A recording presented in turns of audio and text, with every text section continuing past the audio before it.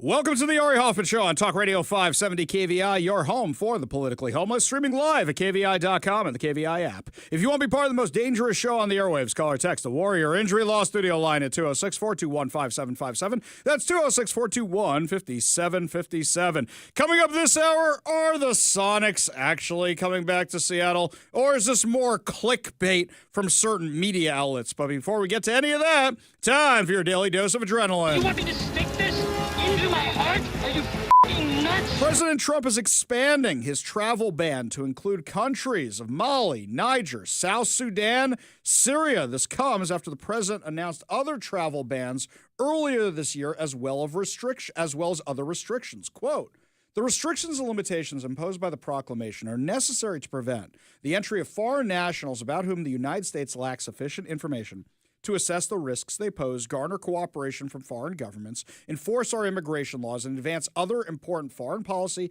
national security, and counterterrorism objectives." The other countries that were announced earlier this year include Afghanistan, Burma, Chad, Republic of the Congo, Equatorial Guinea, Eritrea, Haiti, Iran, Libya, Somalia, Sudan, and Yemen. They're now adding Sierra Leone to that list. What do all these countries have in common? Well, the Democrats made it sound like everybody was just escaping Latin America, that everybody was coming from South America, and that wasn't the case at all.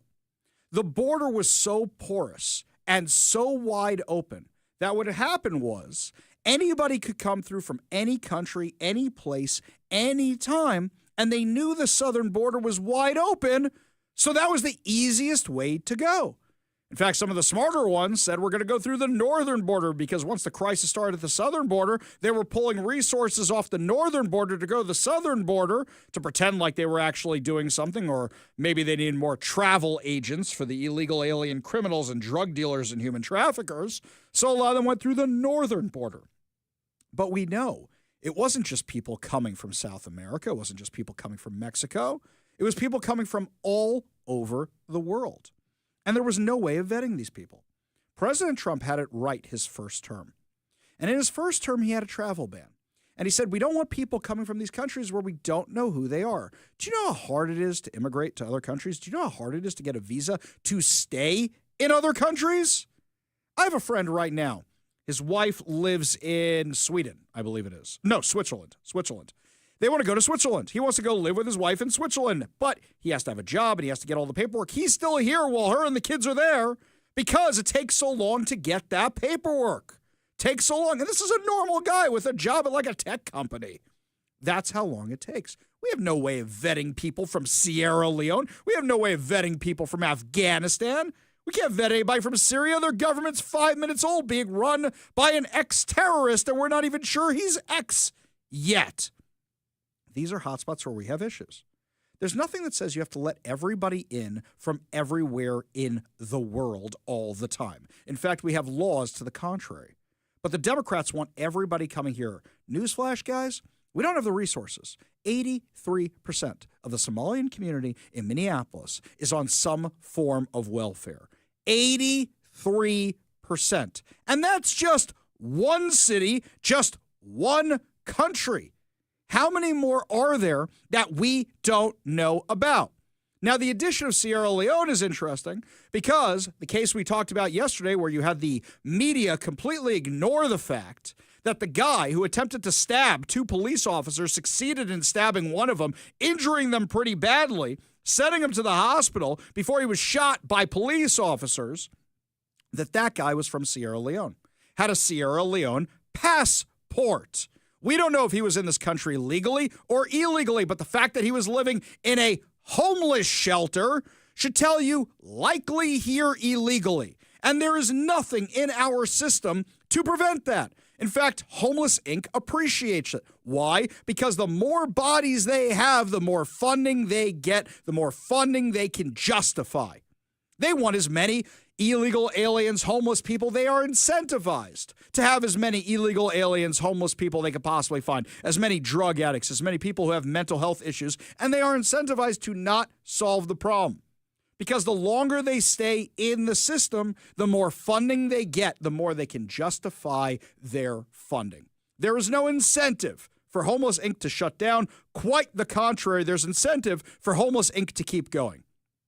Andrea Suarez from We Heart Seattle is going to be joining us at around 5:30 today to discuss the latest insanity because of Homeless Inc. But let's put that aside from now. We don't know who the people are who are coming in from Afghanistan.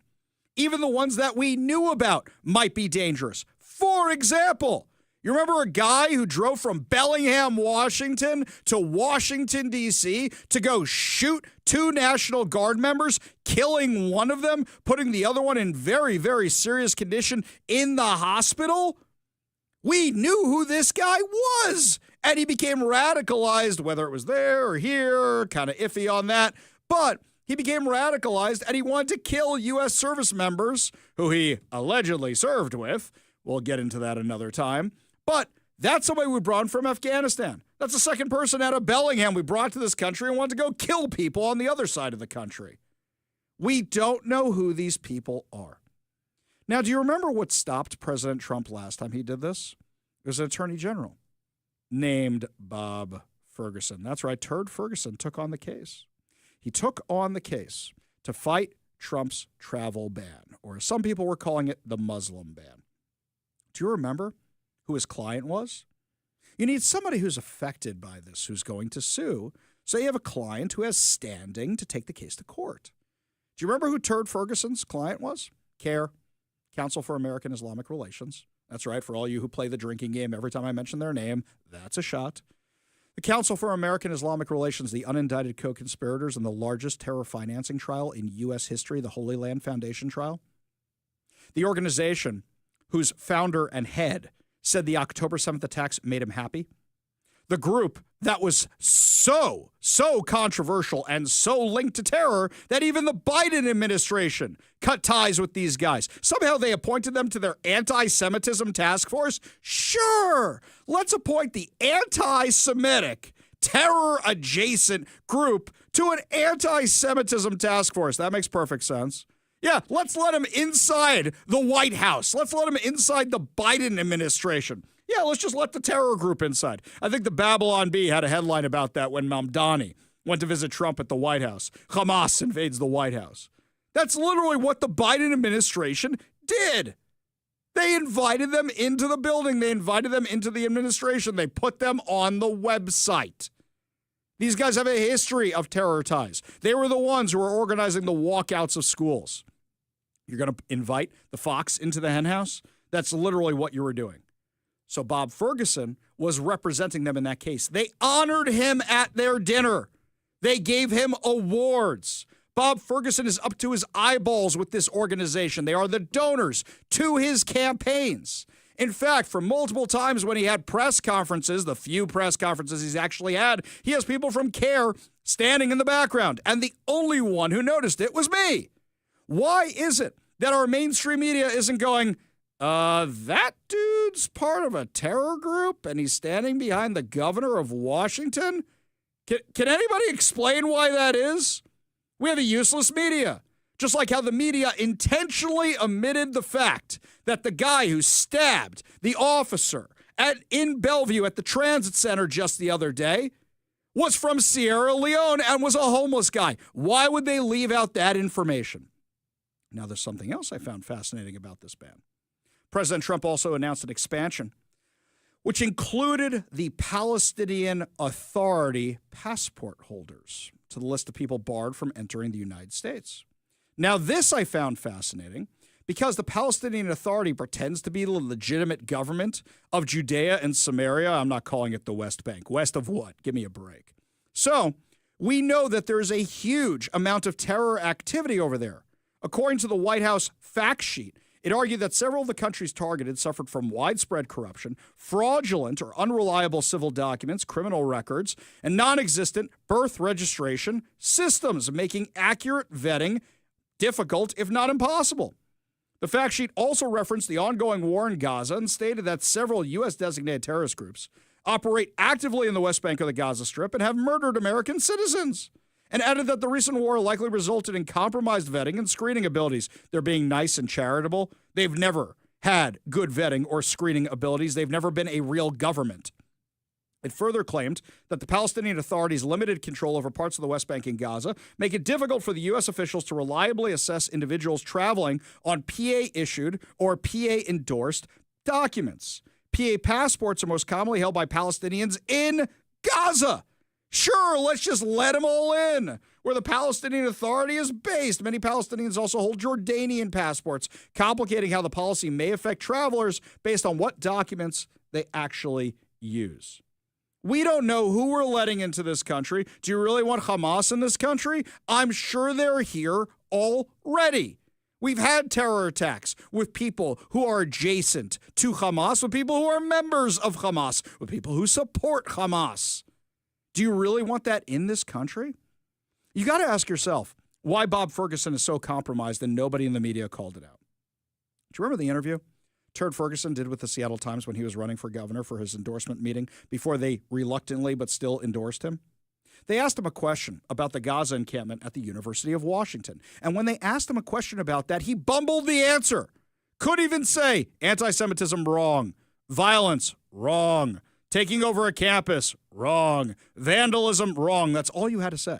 But he was too worried about what his donors, what his backers were going to say. Somehow I ended up on CARE's email list. By the way, this wasn't me being sneaky. I have no idea how I am on their email list, and it cracks me up. Because when you read them, it's like reading Bizarro Land of my show. It is a completely altered, warped, different, polar opposite, mirror image, take your pick version of my stuff. It's taking the other side and everything, taking the terrorist side and everything. Bob Ferguson was worried about antagonizing his donors because he knew they would likely see that interview, that endorsement meeting with the Seattle Times, and he's in their pocket. He's in deep with them. And by the way, this isn't just a terrorism thing. Why are we letting criminal, illegal aliens into this country?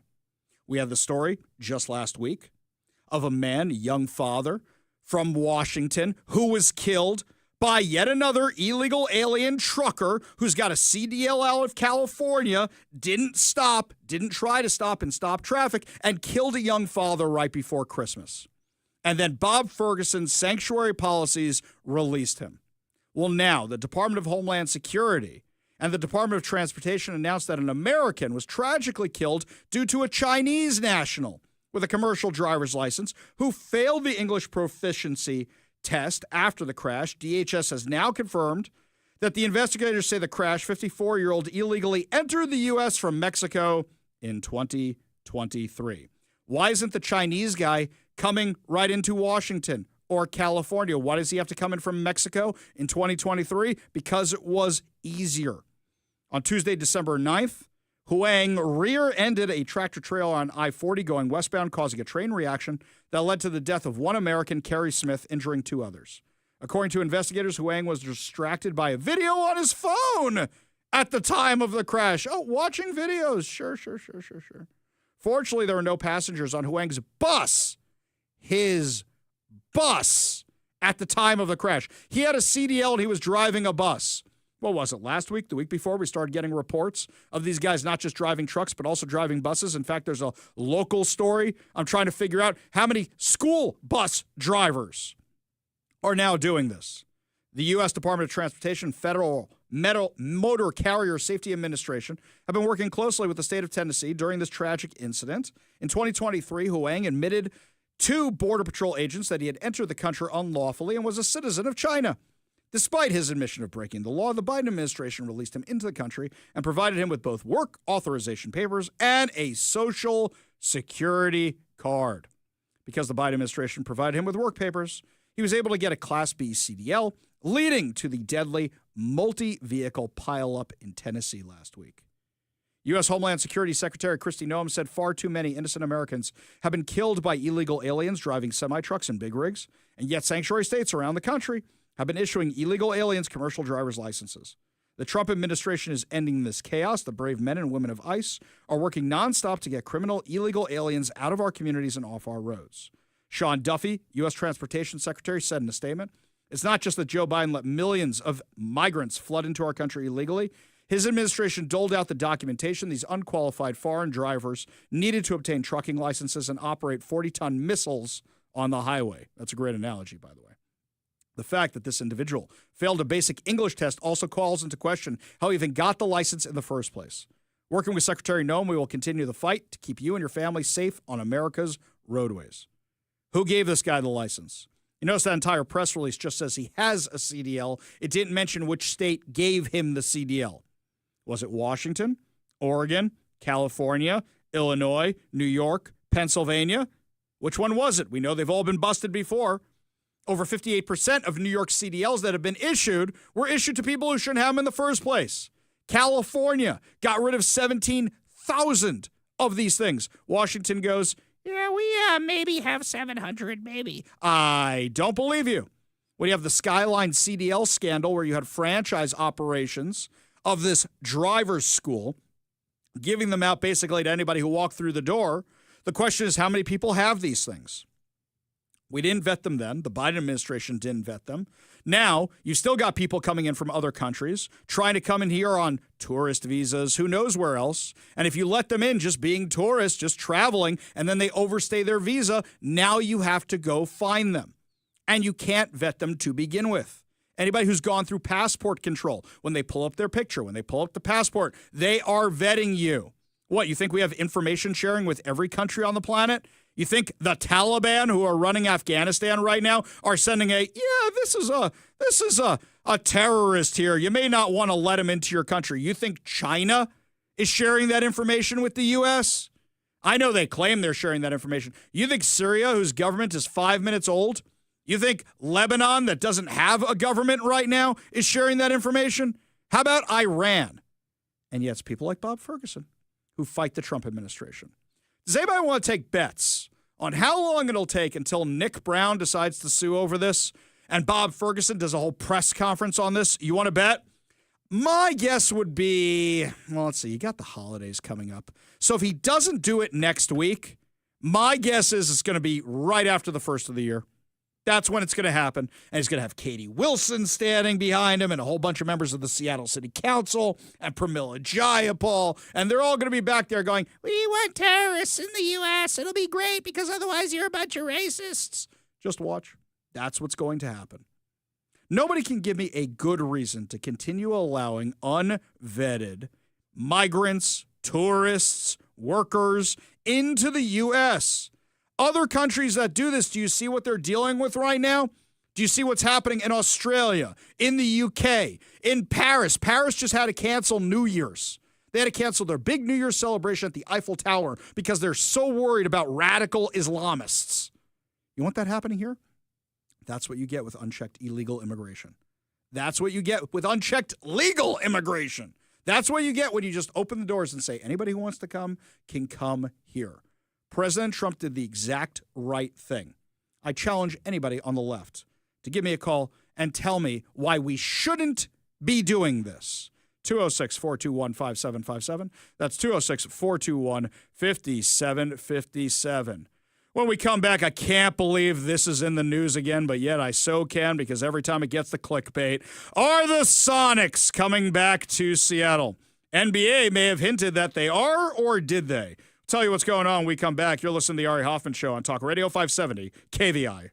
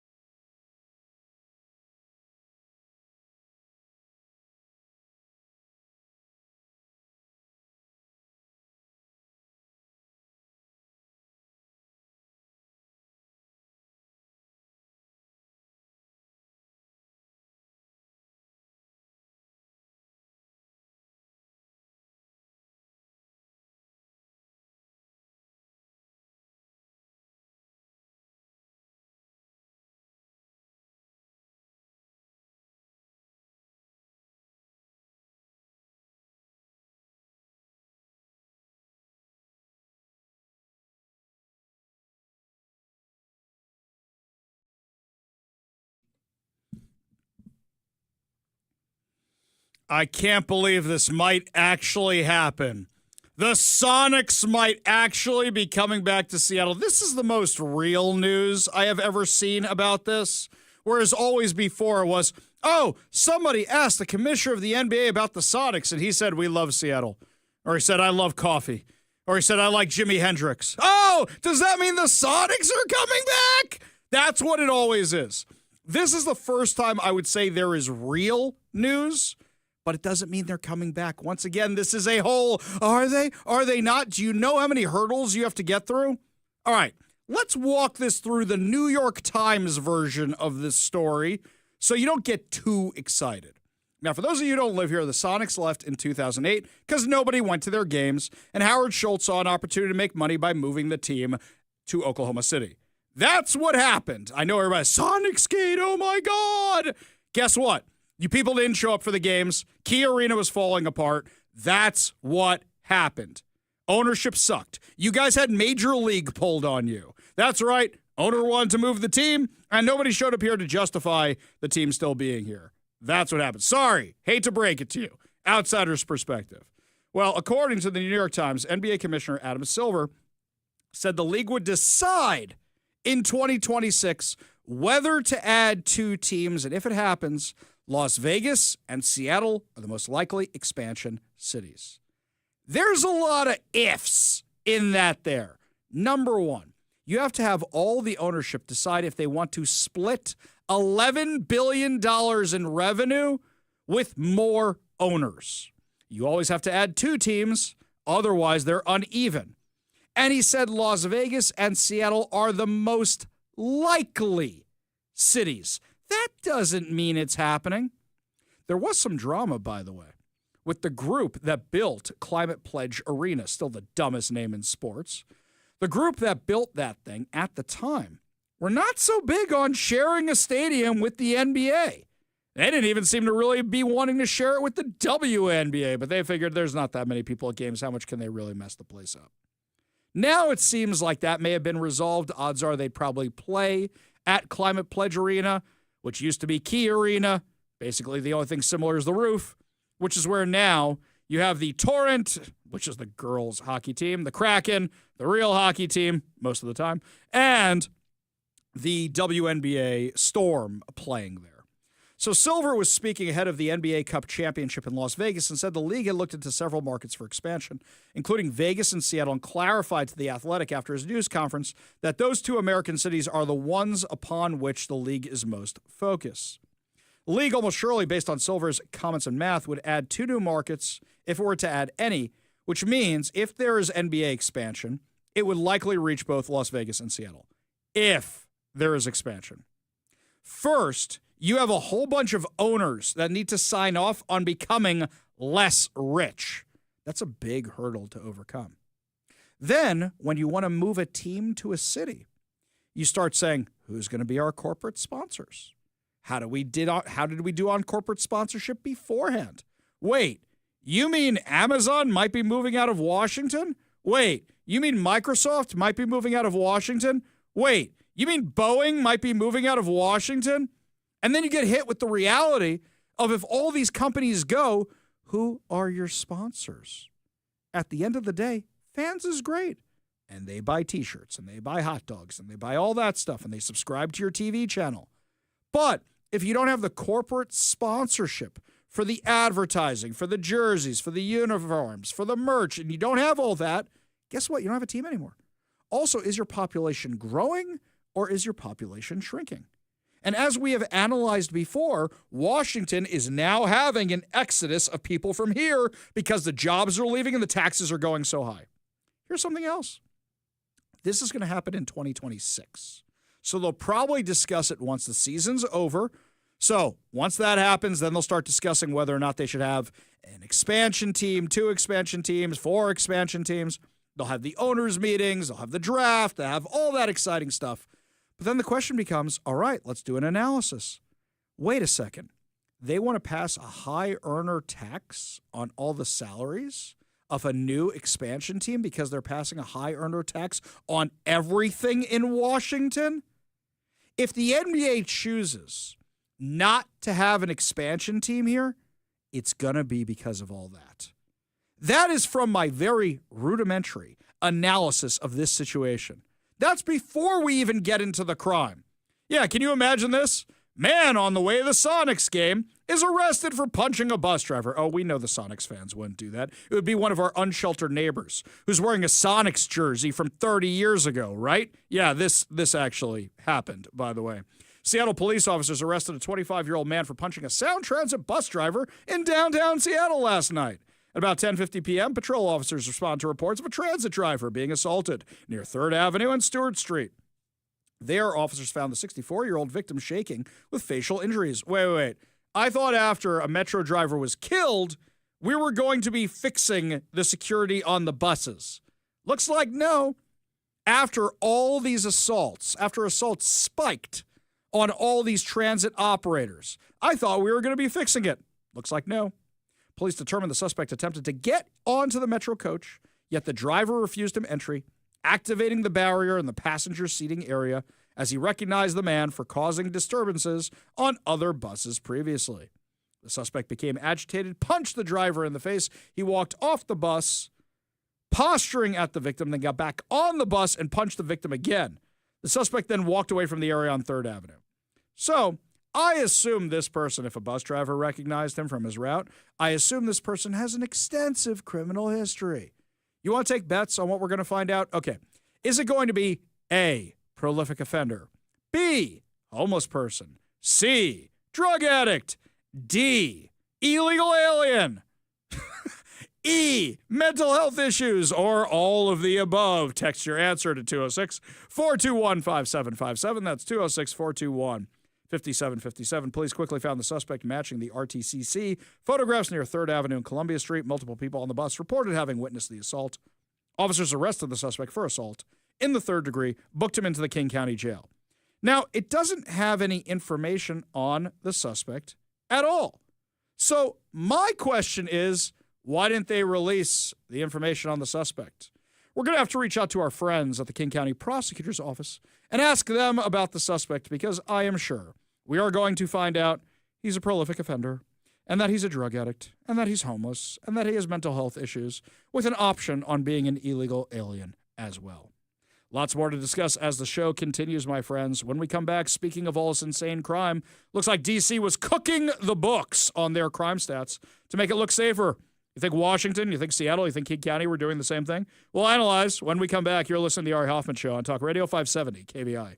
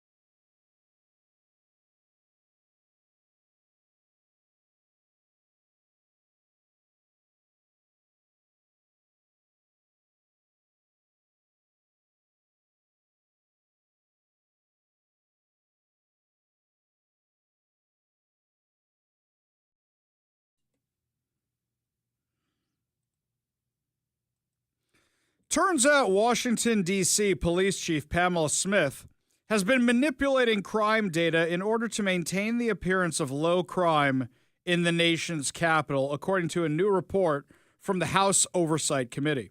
The committee said the revelations were found as part of a House GOP interviewed several police officers from the Metropolitan Police Department and commanders in the force following accusations that they had manipulated crime data.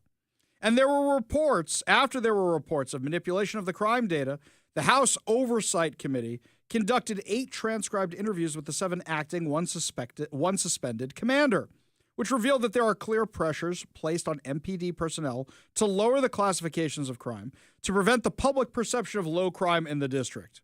So once again, you're telling people, ignore your lying eyes. It's perfectly safe. You know when D.C. got a lot safer? When President Trump came in with the National Guard and actually enforced the law, cleaned up the homeless encampments. U.S. Attorney Jeanine Pirro was on Fox News earlier today with more on this insanity. I think that there certainly was an effort to, misclassify, mischaracterize certain categories of crime. It was an attempt to make crime look lower than it was. And the investigation that we conducted over a period of several months based upon the report of the deflation of numbers was very thorough. As you indicated, over 6,000 reports were looked at, over 50 witnesses. And those witnesses were rank and file from the top down. But the bottom line here is this. Now we're in a situation with President Trump and the Attorney General Pam Bondi where every case is being looked at. Every case is being reviewed by my office. So if it appears that the arrest is lower than what the facts show, we're going to upgrade that crime. And Dana, what's amazing to me is that the U.S. Attorney before me in the Biden administration did not go forward with more than 65% of the arrests. That means that even if police made arrests, they weren't being prosecuted. In my office, we go forward with over 90% of the arrests. We review them, we look at them, we see if the evidence is if the law and the evidence support the charging, and we go forward. And this really is a testament to the determination and the focus of the president in making sure that crime is down in our nation's capital. Because when crime is underreported, then police resources are not put in certain areas. And then as a result of that, people don't think they're being protected. They then don't report crime. Now everything has changed. In the period since we had the surge, homicides are down 65% compared to the year before. Carjackings are down 68%, and robberies are down 49%. We're making a difference, but it is a focus on law and order, and it's the federal partners coming in, and the people of the district deserve it. Right. She's 100% correct, but think about those numbers for a second. You're telling me that the U.S. Attorney did not prosecute over 65% of the cases of people who were arrested, which means they were just released back to the streets to reoffend again and again and again. Now they are prosecuting over 90% of the arrests. Now there's a lot of things that go into that number. Why is it not 100%, you're going to ask? Not every case is viable. Sometimes they realize they got the wrong guy. Things happen. Sometimes you don't have the evidence you need. That happens. But there's a big difference between prosecuting over 90% and not prosecuting over 65%. Also, they're talking about upgrading crimes. What does that mean? Well, one of the ways they were cooking the books was they were calling felonies misdemeanors, and they were calling misdemeanors nothing. So that way they can make it seem like there was less crime in the district.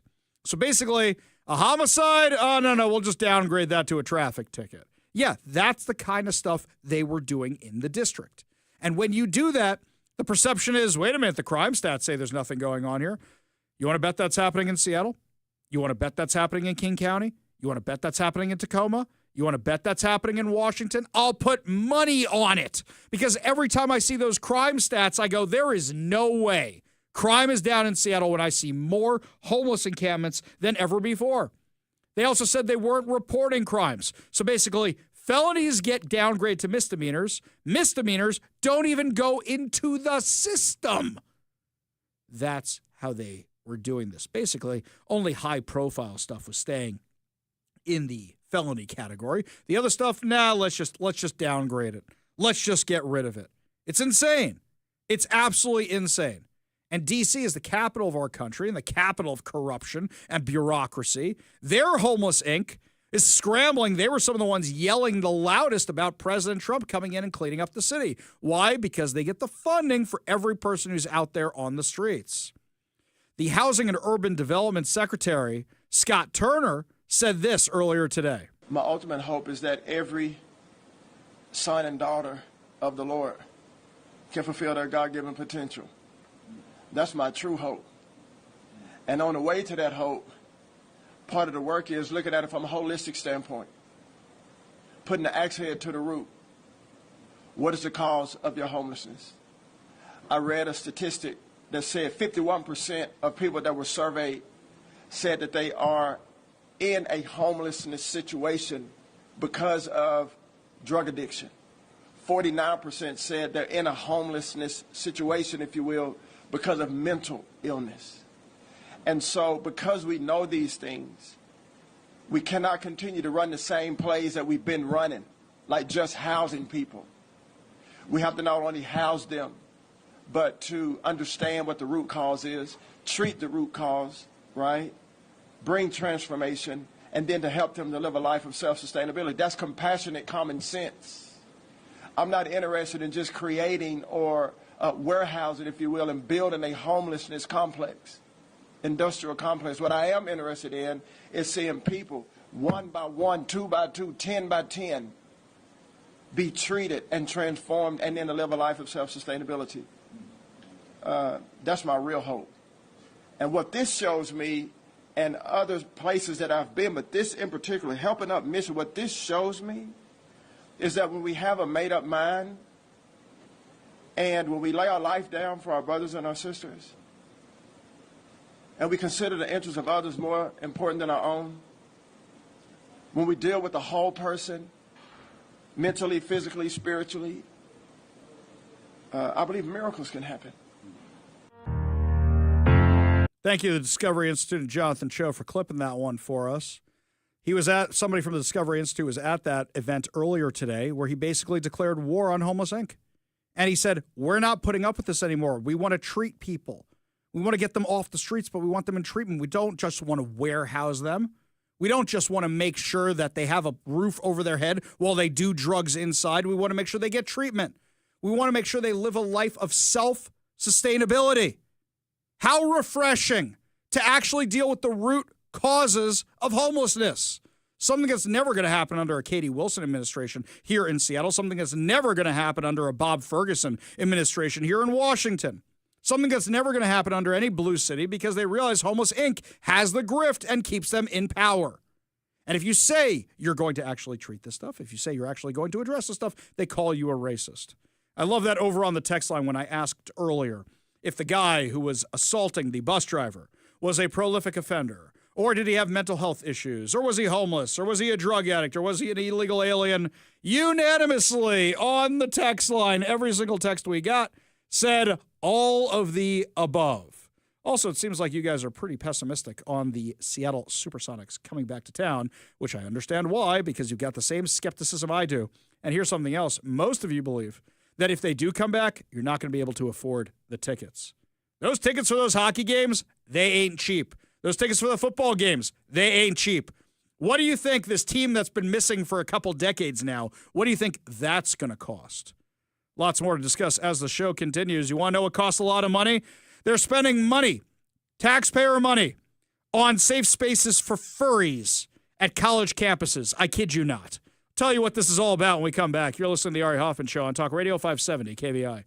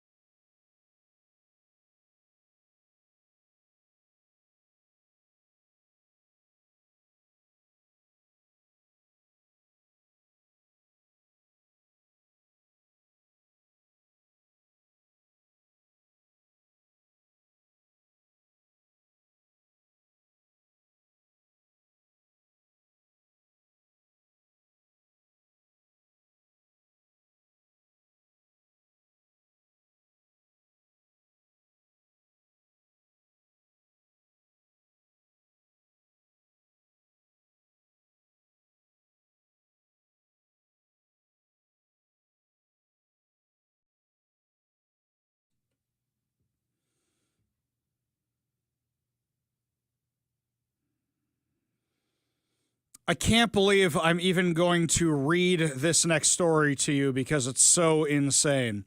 Now, furry culture are people who dress like animals in big-looking mascot costumes and otherwise, and live that way, or act out other things that way.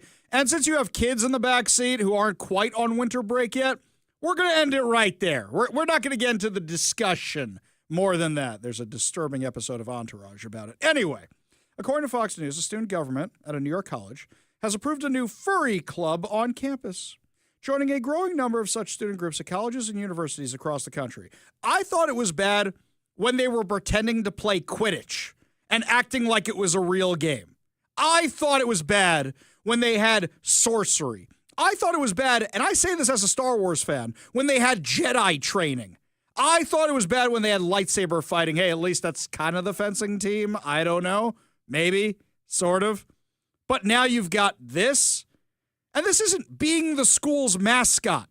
No, this is living life as the school's mascot in other ways, too. According to the International Anthropomorphic Research Project. My God, there's a name for it. The furry community includes fans, artists, writers, gamers, and role players who often create an anthropomorphized animal character or fursona with whom they identify. The group says more than 75% of furries are under the age of 25, and nearly 60% of the fandom, they say, are enrolled in college. Let's do some quick math here. So, Mike, these are kids that were super, super lonely during COVID lockdowns and decided they wanted to go online and play role-playing games and assume an avatar or something, so now they're acting it out in real life. That's what this is. The College Fix reported Tuesday that the State of University of New York, SUNY, that's state-funded, by the way, at Plattsburgh Student Association approved Plattsfur as a provisional student club in an 11-1 vote on November 16th. Now, I'm looking at pictures here of Anthropomorphcon, and it's a real thing. And the costumes are legit. I mean, they just look like giant Sonic the Hedgehogs or whatever they are. But I'm a little disturbed by all of this. A little disturbed. I get the video game acting out your fantasy, but dude, it's just got to be hot in those things. Forget everything else. Walking around in those all day just seems hot. Just seems toasty. Ooh, I think that's the point, Ari. Oh, no. Oh, no. Bad. You know, we had Mariner Moose over at our Hanukkah party this week. And the Mariner Moose guy, you know, he's wearing the head and the gloves and the feet. But the rest of him, it's a Mariner shirt and stuff. It seems like a rather comfortable for the profession. Seems like a more comfortable version of the mascot uniform. These, you're looking at the full body deals, all the sweat, all the juices, it's just gross. Really seals in the flavor. The report, yes, literally toasty.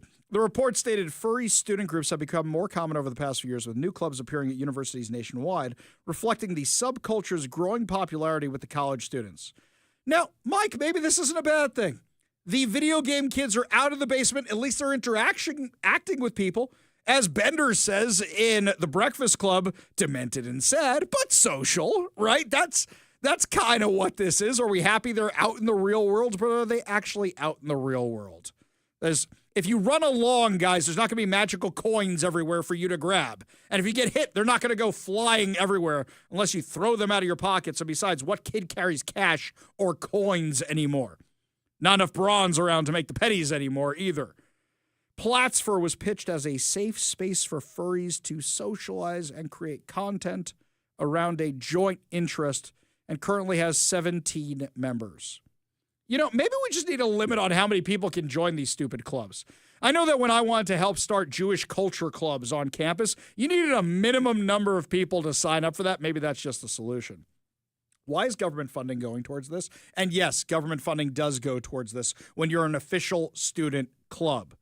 We aim to not only have social dialogues. Stop.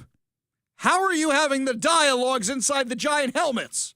I thought that's part of the whole shtick. You don't ruin the illusion. Are you all talking by sign language? But also incorporate certain elements of crafts as well as arts. Sorry, I can't. I love comic culture. I love video game culture. I get dressing up to go to Comic-Con. I do not understand living life as one of these things. I do not get that. Look, I go hardcore on my perm costume. I get that. But I'm not walking around all day in my perm costume. Something that kind of irks me is sometimes the people that pretend they are these people full time.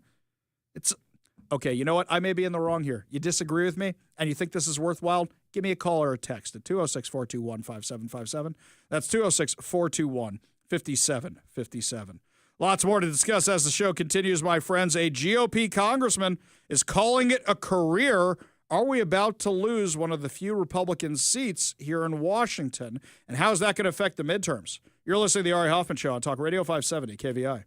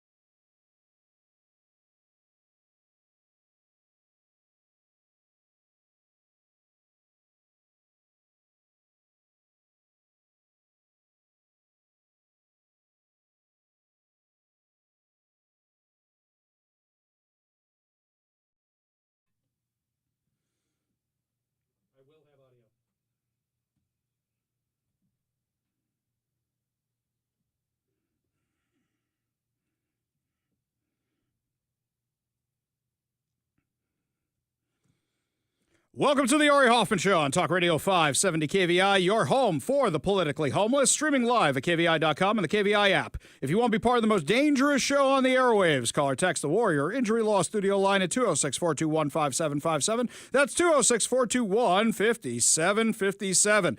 Coming up this hour, guns are found at a local school, and the Oscars are leaving ABC, but where are they going? But before we get to any of that, there was a big announcement in political world today, especially right here in Washington. Representative Dan Newhouse announced he will not be seeking re-election in the U.S. House of Representatives. Now, people in MAGA land, I believe, are playing this the completely wrong way.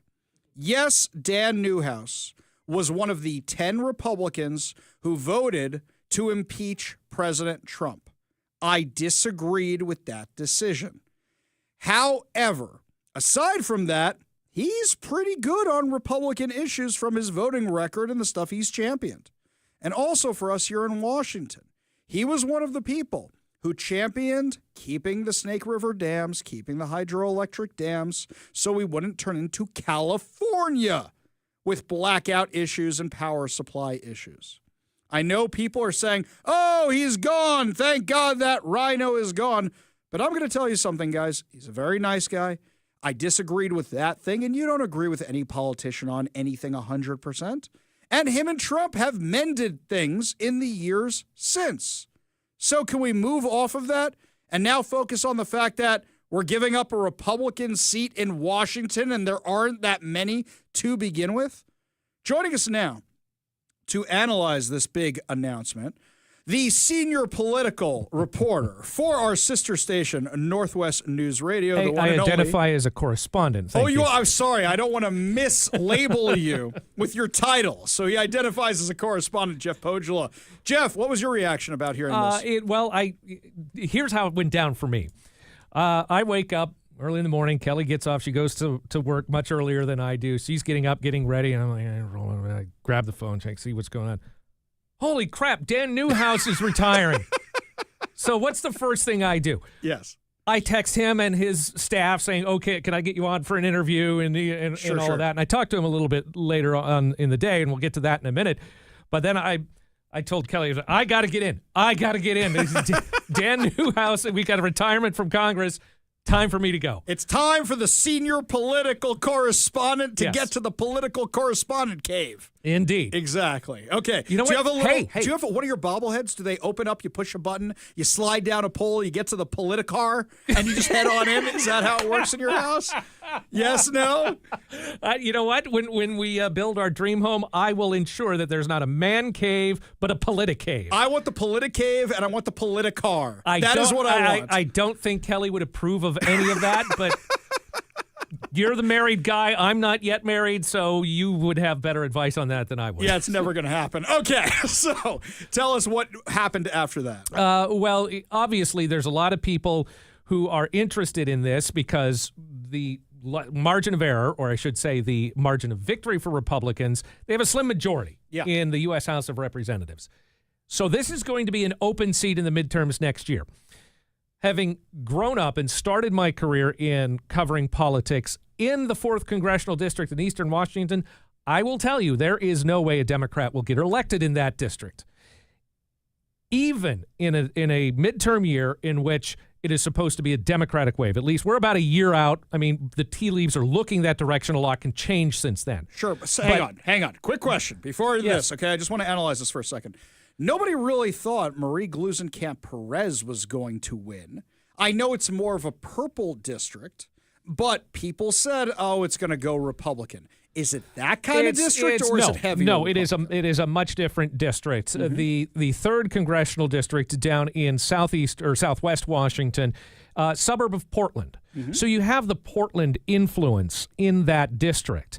It has always been a little bit more centrist than Eastern Washington, not to mention the fact that the 2 times Marie Gluesenkamp-Perez won in that district, you had a very flawed candidate on the Republican side in Joe Kent running. Oh, them's fighting words with this audience. Sir. Well, I get that, but if the measure is whether or not you can win, then that's a fact. He was a flawed candidate. Well, when it's a purple district, and you have somebody who's running in Washington under the MAGA banner. And we had Joe Kent on the show all the time. I would always ask him, aren't you, the first time he ran, we had him on basically every month, and I would say, aren't you worried about this in a purple district? Now, I think that Joe Kent is in the perfect role for him right now. That is in my opinion. I actually didn't really, I mean, I wanted him to win. Don't get me wrong. But I wanted him in the intelligence community because I go, this guy was in the intelligence community. That's where I want him. I want this guy head of the CIA. I want this guy doing that kind of stuff.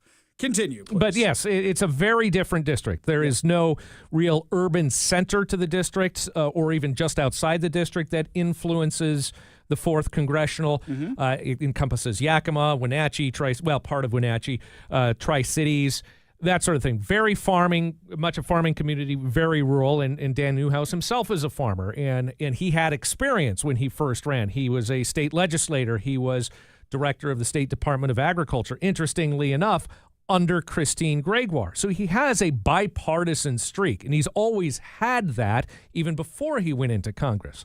But it was that bipartisan nature that got him into trouble with the more populist wing of the Republican Party. Okay, so now you've got him saying he's done. He's calling it a career. Now, what comes next? Because here's what I'm worried about. I am worried that the tea leaves are lining up where I see a repeat of 2024. That's what I think I'm seeing, where everybody and their mother thinks they should be running for office. Well, that happened when he first ran. When Doc Hastings retired in 2014, Newhouse was one of 14 candidates in the primary. Okay, so that plays perfectly for this for a second. What I'm worried about is, if you remember in 2024, we wanted a red wave. We didn't even get a red splash. It went a completely different. I'm sorry, not 2024. I was going to say last year. 2022. Sorry. Yes. Talking the wrong time. 2022. And what happened was you had a whole bunch of people who the right was kind of holding up because they were our standard bearers. But you're like, you really said that? You really did that? Now you've got Mike Lindell, who's running, from Minnesota against Tim Walz. And I'm wondering about who is going to step into that role, because in the past there haven't been the best candidates, even on the right, to challenge Dan Newhouse. Well, in the 4th Congressional District, and we'll get to the technicalities of who can run in just a second, but the big names that certainly pop to mind, again, Clint Didier. He's been a perennial candidate forever, ran for everything from governor to governor, senator, Congress a couple of times. He is now in the Franklin County Commission. He is the head of the Franklin County Commission, so he's got that elected position. You also have Brad Clippard, former state legislator, state representative, who has also run in that district against Newhouse because of Newhouse's impeachment vote. Well, he just got elected to the Kennewick City Council, so he has a seat there already. He's also a deputy sheriff in Benton County.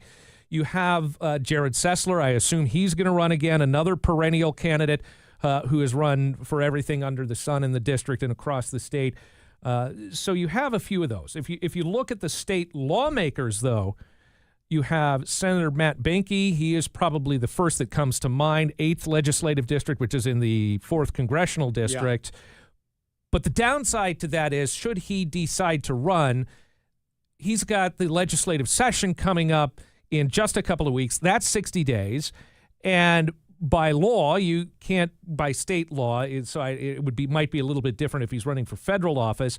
That's going to hamstring you when you're trying to raise money and get your name out there. Right. So it's an open field, but it's a Republican field. Now, somebody threw out Chris Corey's name. Chris Corey announced on social media earlier he was very flattered that people were saying maybe he should run for the seat. Tiffany Smiley's another one. Well, she just took a job somewhere else. I don't think she's going to do that. Yeah, but there's a lot of names that are being.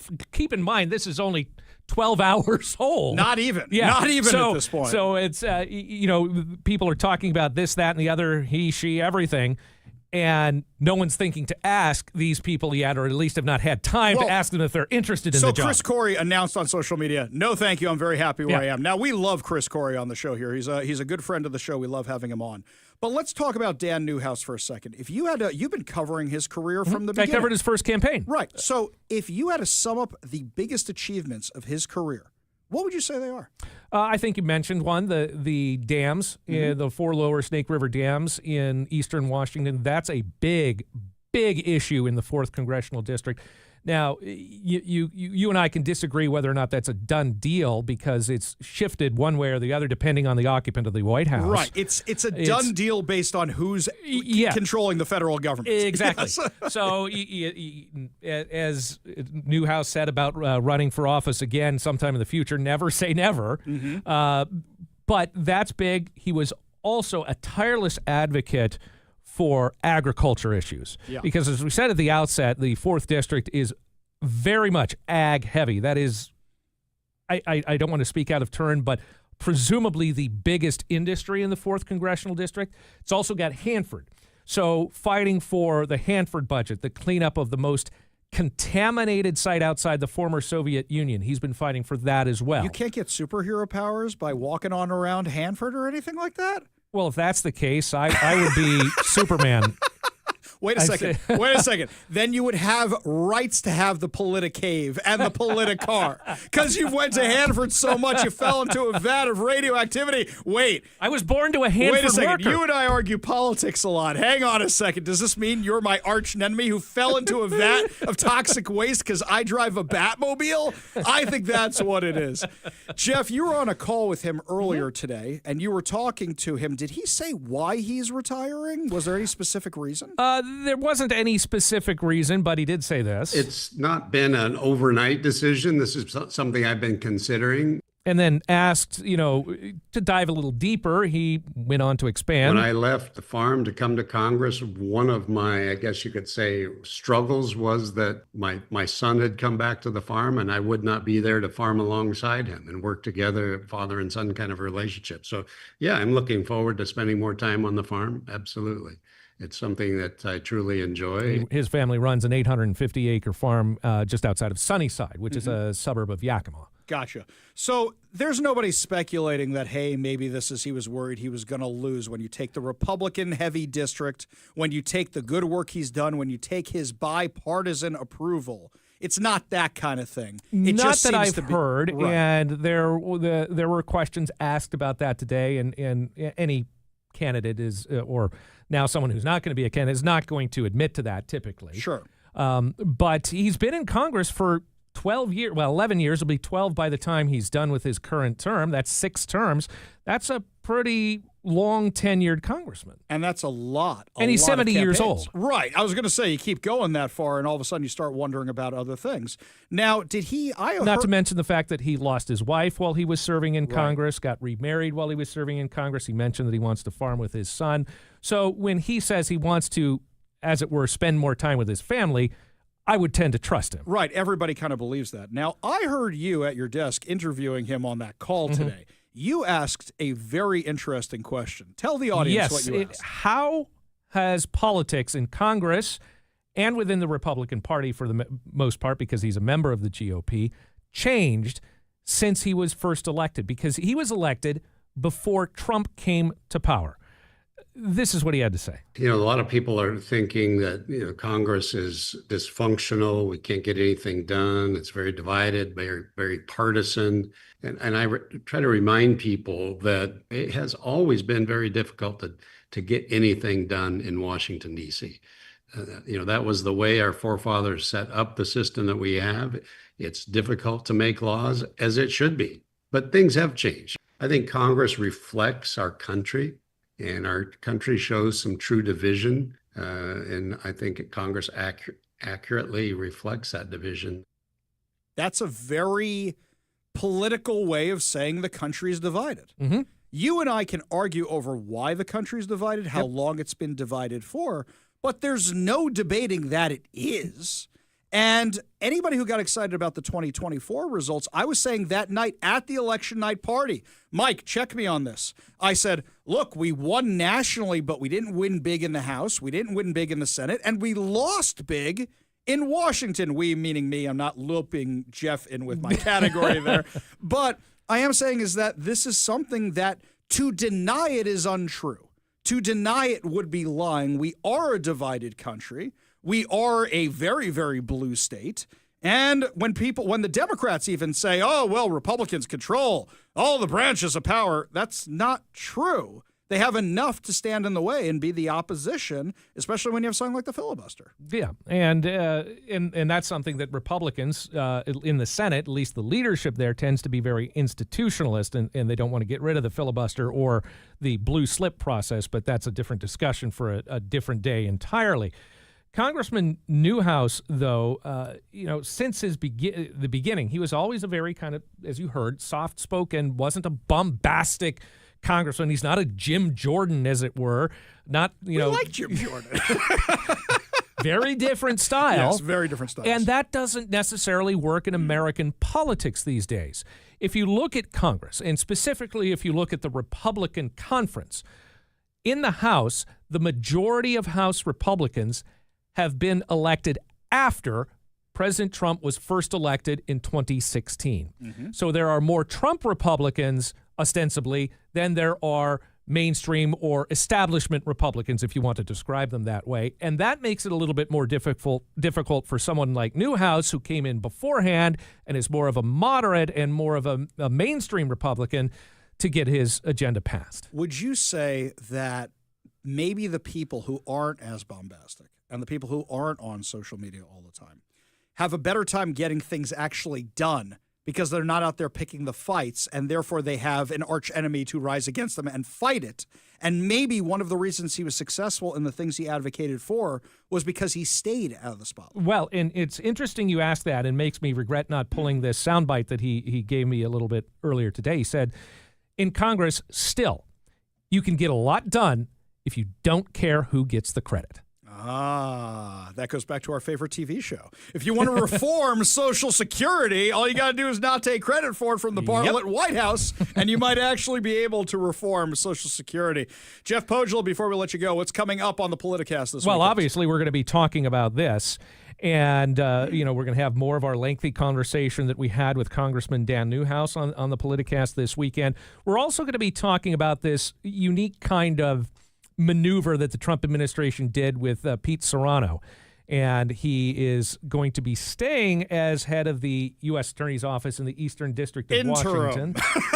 No, he was interim before. Now he is first assistant U.S. Attorney in Eastern Washington, but because there is no U.S. Attorney, he effectively leads the office. So there's a lot of political maneuvering about that. So we'll be discussing that this week. Good deal. Jeff, where can people find the Politicast? Just search for it at nwnewsradio.com or look for Politicast, the Northwest Politicast, on any of your podcast platforms. Jeff Pogela, who is quickly morphing into a superhero or supervillain before our eyes, we're not sure which. Senior political correspondent for our sister station, Northwest News Radio. Thank you so much for joining us today. Really do appreciate it. Anytime. We got a whole lot more to discuss as the show continues, my friends. When we come back, firearms are found in a local school. What happened? Is everybody safe? And is anybody actually going to do anything about it? We'll tell you what's happening when we come back. You're listening to the Ari Hoffman Show on Talk Radio 570 KVI.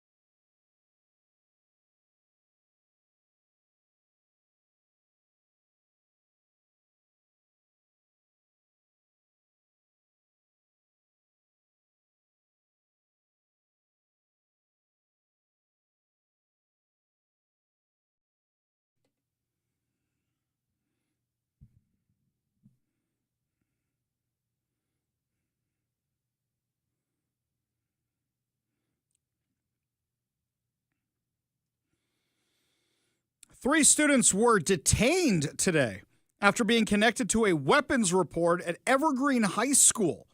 According to the King County Sheriff's Office, deputies responded to Evergreen High School around 9 a.m. shortly after the school entered a lockdown.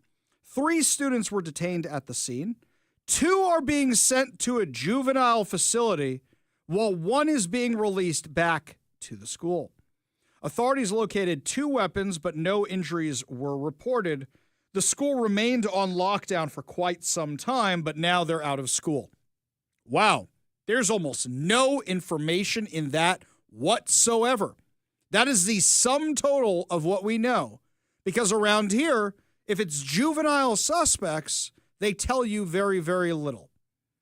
Hang on a second. Can I analyze this from my perspective for a second here? So if 2 are being sent to a juvenile facility, here's my first question. Have they been guests of this facility before? Are they kids with a record already being sent to a juvenile that quickly, or is it their first offense? Are they gang members? Why is 1 being released back into a school? Were they shaking down a kid for his lunch money and this was the victim? Or is it, well, he didn't have the gun on him, the other 2 had the guns on him, and he may be from a rival gang and he may have a prolific record, but we feel bad for him. If we just send him back to public school, everything's going to be okay. Here's the most important question. How'd the guns get in the building? How did the guns get in the building? When I did a lot of volunteer work for public schools in our area, it was amazing to me that I could walk in and walk out of the majority of schools in our area, the greater Seattle area. This isn't just Seattle public schools. The majority of schools, whether it was Bellevue or whether it was Issaquah or anywhere else, you could walk in and out of these schools. The other thing that was mind-boggling to me, the old Bellevue High School, before they rebuilt it and made it one big building, the old Bellevue High School had multiple buildings where all the doors were open at all times. I said, you don't even have a key fob system? Nothing? They could just walk in and out? Aside from not having police in the schools, and aside from not having guards in the schools, you leave the doors wide open, not one entry or exit point? I think when I was doing this, and I ran these clubs for 12, 13 years, I think there was 1 school out of the 14 clubs I ran where I had to sign in every time. And the only reason I had to sign in was because the office was near the entrance that was closest to the parking lot. And it looks a little weird when you walk past the office without signing in. The other ones, they knew I was there. I don't want to make it sound like I was sneaking on campus, but the office was on the other side of campus. And for me to go there was a pain in the butt when I could park right near the classroom and go right in. But if I could park right near the classroom and go right in, anybody else can do the exact same thing. There is a new superintendent of Seattle Public Schools. He came from New York. He's from New York originally. He earned his stripes, I guess you could say, in the Lansing School District in Michigan. His name is Ben Scholdinder. He just did an interview with intrepid reporter Jessica Hoffman over at the Jewish News Syndicate. And one of the things that was discussed in this interview was the safety of Seattle public schools. Because we've had shootings at Seattle public schools. We've had shootings inside and outside. We've had students be killed. The amount of stories we've had with guns on campus is insane. And as I mention all the time, growing up in Jewish private school, it wasn't that they had so much money they could spring for the guards. It was that they knew it was a necessity, so they sprung for the guards. Somebody who shall remain nameless at a government level was being confronted about the safety of the Jewish community, and they said, well, you can afford security guards. Oh, is that a reference to the rich Jewish thing, that stereotype?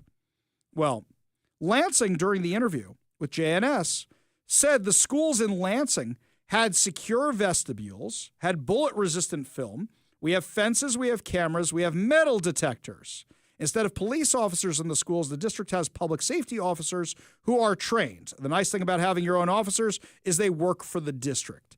Not that dissimilar from the school resource officer program, except in that case, they worked for the Seattle Police Department, but they were working in conjunction, I'd say, with the district. He said they actually know the children. Many of them also are also the football coach or the basketball coach or the tutor. He told JNS that one thing he thinks is absolute and not about the desires of individual communities is there has to be a single point of entry to the school. That's just common sense. He said, sadly, I've taken loaded guns off of children. I've done that personally. I did it in New York. I've done it in Lansing. This is stuff that I've experienced.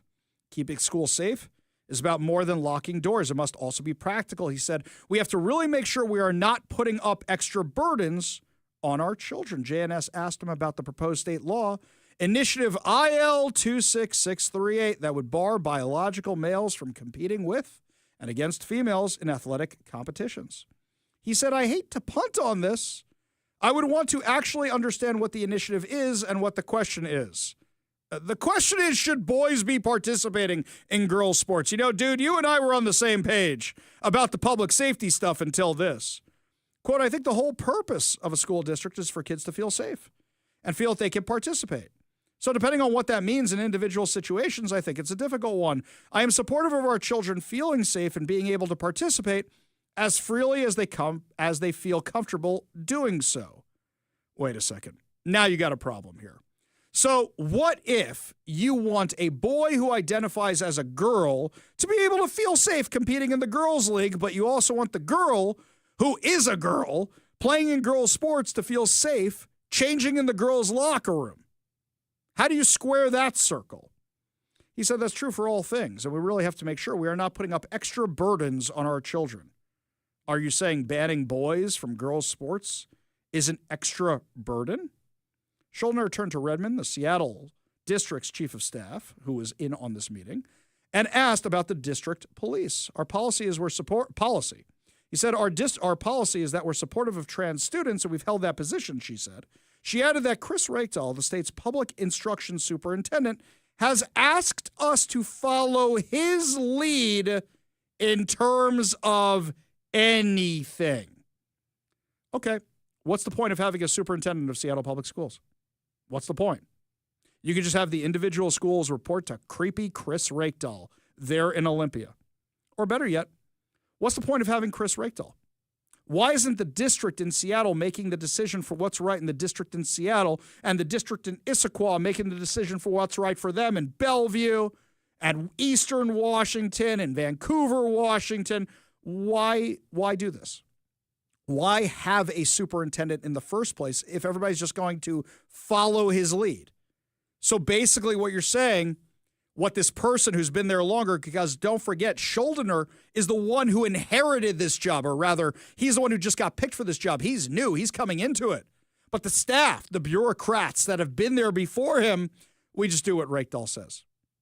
Do you realize how important it is to get these initiatives passed so Reichdahl has to do what the law says, not what Reichdahl feels he should do? My friends, we are running out of time. We are running out of time to get the signatures we need to get these initiatives across the finish line. You need to go to Let's Go Washington's website right now, and you need to request an initiative form so you can fill it out, or you need to see where there's a signing location so you can fill it out. And something that is so frustrating to me, I see the text line after the commercials were running for Let's Go Washington to get your ballots in, and after I do segments talking about your ballots to get your initiatives in, and I see what you guys write after I say this. I don't know how much clearer I can be. You need to go to the Let's Go Washington website and find out where you can sign these things.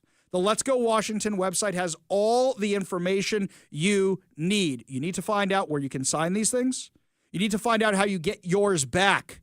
You need to find out where to mail them to or where to drop them off, because they need them back as soon as possible, because they have to count them and they have to process them and they have to get them in before the new year. And everybody's going on vacation. You need to get them in right now. Go to Let's Go Washington's website and get these initiatives in, because it's not just the one to make sure that boys stay out of girls' sports. It's also the one to guarantee parental rights. And if you're talking about the one for voter ID, that's the Washington State GOP who's running that one. And you need to go to the Washington State GOP website. You need to get the information about where they're having signing events and where you can mail them and where you can drop them off. Because, guys, if we lose this one, the left is going to have a field day in the media. An absolute field day. it'll be so much harder to try again because in the future it'll be, we tried, we couldn't even get the signatures this time. Guys, you need to have more than just the exact amount. You need to have a lot more than the exact amount. And with all the people trying to stop us from collecting signatures, you need to show Antifa that they're threats, they're intimidation. You need to show these teachers' unions that having paid signature gatherers get paid to go down to other states to get them out of here so they can't help anymore isn't going to work. You need to show them that we are stronger than them and that they shouldn't mess with parents and they shouldn't mess with girls' sports. Lots more to discuss as the show continues, my friends. Last night was the White House Hanukkah party, and President Trump said something I found exceptionally entertaining, which he actually said on our show, which got me and him in a lot of trouble before. We'll have that audio for you when we come back. You're listening to the Ari Hoffman Show on Talk Radio 570 KVI.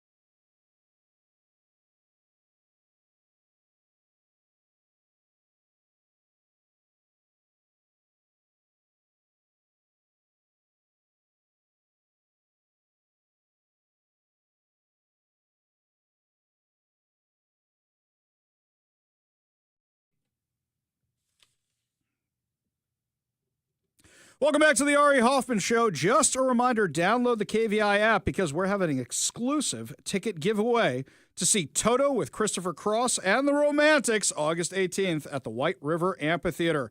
That's right. If you download the KVI app, you can enter to win a pair of tickets, and you should download that app right now for free in the Apple or Android app stores. Get your tickets to Toto at the White River Amphitheater on August 18th. With Christopher Cross and the Romantics. And you can only do this through the app. You cannot do this through texting. You cannot do this through calling. Only through the app. That's the only way to do it. We go to the Warrior Injury Law Studio line. Take a call from Sandy in Renton. Sandy, what's up? Hey, I was wondering how interested you were in the snowpack on Snoqualmie Pass this year. Is it still there? Has it frozen, or is it completely washed away by all the rain? It's gone. There's not a bit of snow up there. Wow. So aren't we expecting a huge amount of rain again? I mean, don't be fooled by today where it was sunny. I hear there's more rain on the way, and now I'm hearing about snow and freezing temperatures up in the mountains. That's what they say, but, you know, they are not filling the reservoirs on the other side of the mountain. They're letting it all out. And you know what that's going to mean next summer? Wait a second. You're telling me we just had a drought, according to them. And rather than filling the reservoirs from all the massive flooding we had, they're just going to say, no, let's not use this water for something good. They're just letting them go? Yep, they're flooding on the other side of the mountains. The rivers are just at peak levels, washing away whatever is on the other side of the mountains, people's cabins and whatever. That's crazy. Fish don't run in flood stage, and so they don't have to worry about the fish. I wonder, so we have to find this out. Sandy, I'm going to do some research into this. I want to find out if they are deliberately letting them overflow because there's too much water and they have to release some of it, which is entirely possible. Or is this the dams aren't up to it, or the reservoirs aren't up to it, or is it we're just idiots? Or is it something worse where they go, if we let the water go, we can claim a drought next year and they'll vote us more tax money because of climate change to fix it? You can still see the tree stumps in Lake Ketchulus. Wow. So it's not near full. We're going to do some checking into this, Sandy. Thank you for the tip. I do appreciate it. Thank you for being part of the show. You want to be part of the show, you give us a call or text at 206-421-5757. That's 206-421-5757. Last night was the White House Hanukkah party. One of these days I'll get there. Matt Gilbert said yesterday, he goes, next year at the White House, Ari, which I thought was pretty funny. Here's what he said to open the menorah lighting ceremony. Let me take a moment to send the love and prayers to our entire nation, to the people of Australia, and especially all those affected by the horrific and anti-Semitic terrorist attack, and that's exactly what it is, anti-Semitic, that took place on a Hanukkah celebration in Sydney. What a terrible, terrible thing. We don't learn. We're joined in mourning all of those who were killed, and we're praying for the swift recovery of the wounded. Some are very horrifically wounded, as you probably know. All nations must stand together against the evil forces of radical Islamic terrorism, and we're doing that. Uh-oh. The left wasn't happy about that. You mean to actually call the evil that perpetrated this monstrous crime, and actually call it like it is? Uh-oh. What else did President Trump say? As President of the United States, I will always support Jewish Americans, and I will always be a friend and a champion to the Jewish people. I have been. Now, what's funny is there's a very prominent Jewish person, Mark Levin, who was at this. And he was so moved by this. Listen to what happened. You like Israel. Hold on. He comes up, throws his arm around President Trump. And he loves Israel, too. It's true. 2 seconds. Just 2 seconds. 6 years ago, I was up here, and I said, this is our first Jewish president.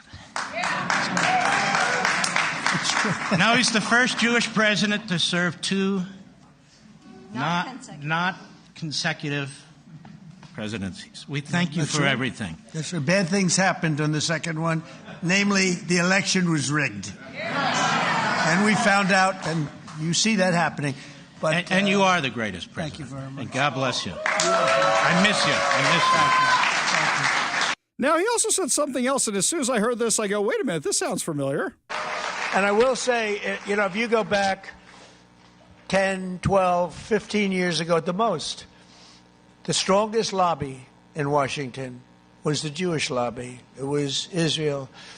That's no longer true. You have to be very careful. You have a Congress in particular which is becoming anti-Semitic. You have AOC +3. You have those people, Ilhan Omar, she hates Jewish people. And you have to be very careful because there's been a big change. Now, that's not actually true. No, the Jewish lobby didn't own Congress or control Congress, and it definitely wasn't one of the more powerful lobbies, not at all. But he said this before somewhere. In fact, it was on my show. Got in a little bit of trouble for it last time. You know, Mr. President, you had such amazing foreign policy accomplishments. We had peace. The rest of the world was afraid of the might of the United States. And something I'd be remiss if I didn't mention, my relatives and my friends in Israel, they called me when they heard I was having this interview with you, and they said, please make sure to thank him for the Abraham Accords. Please make sure to thank him.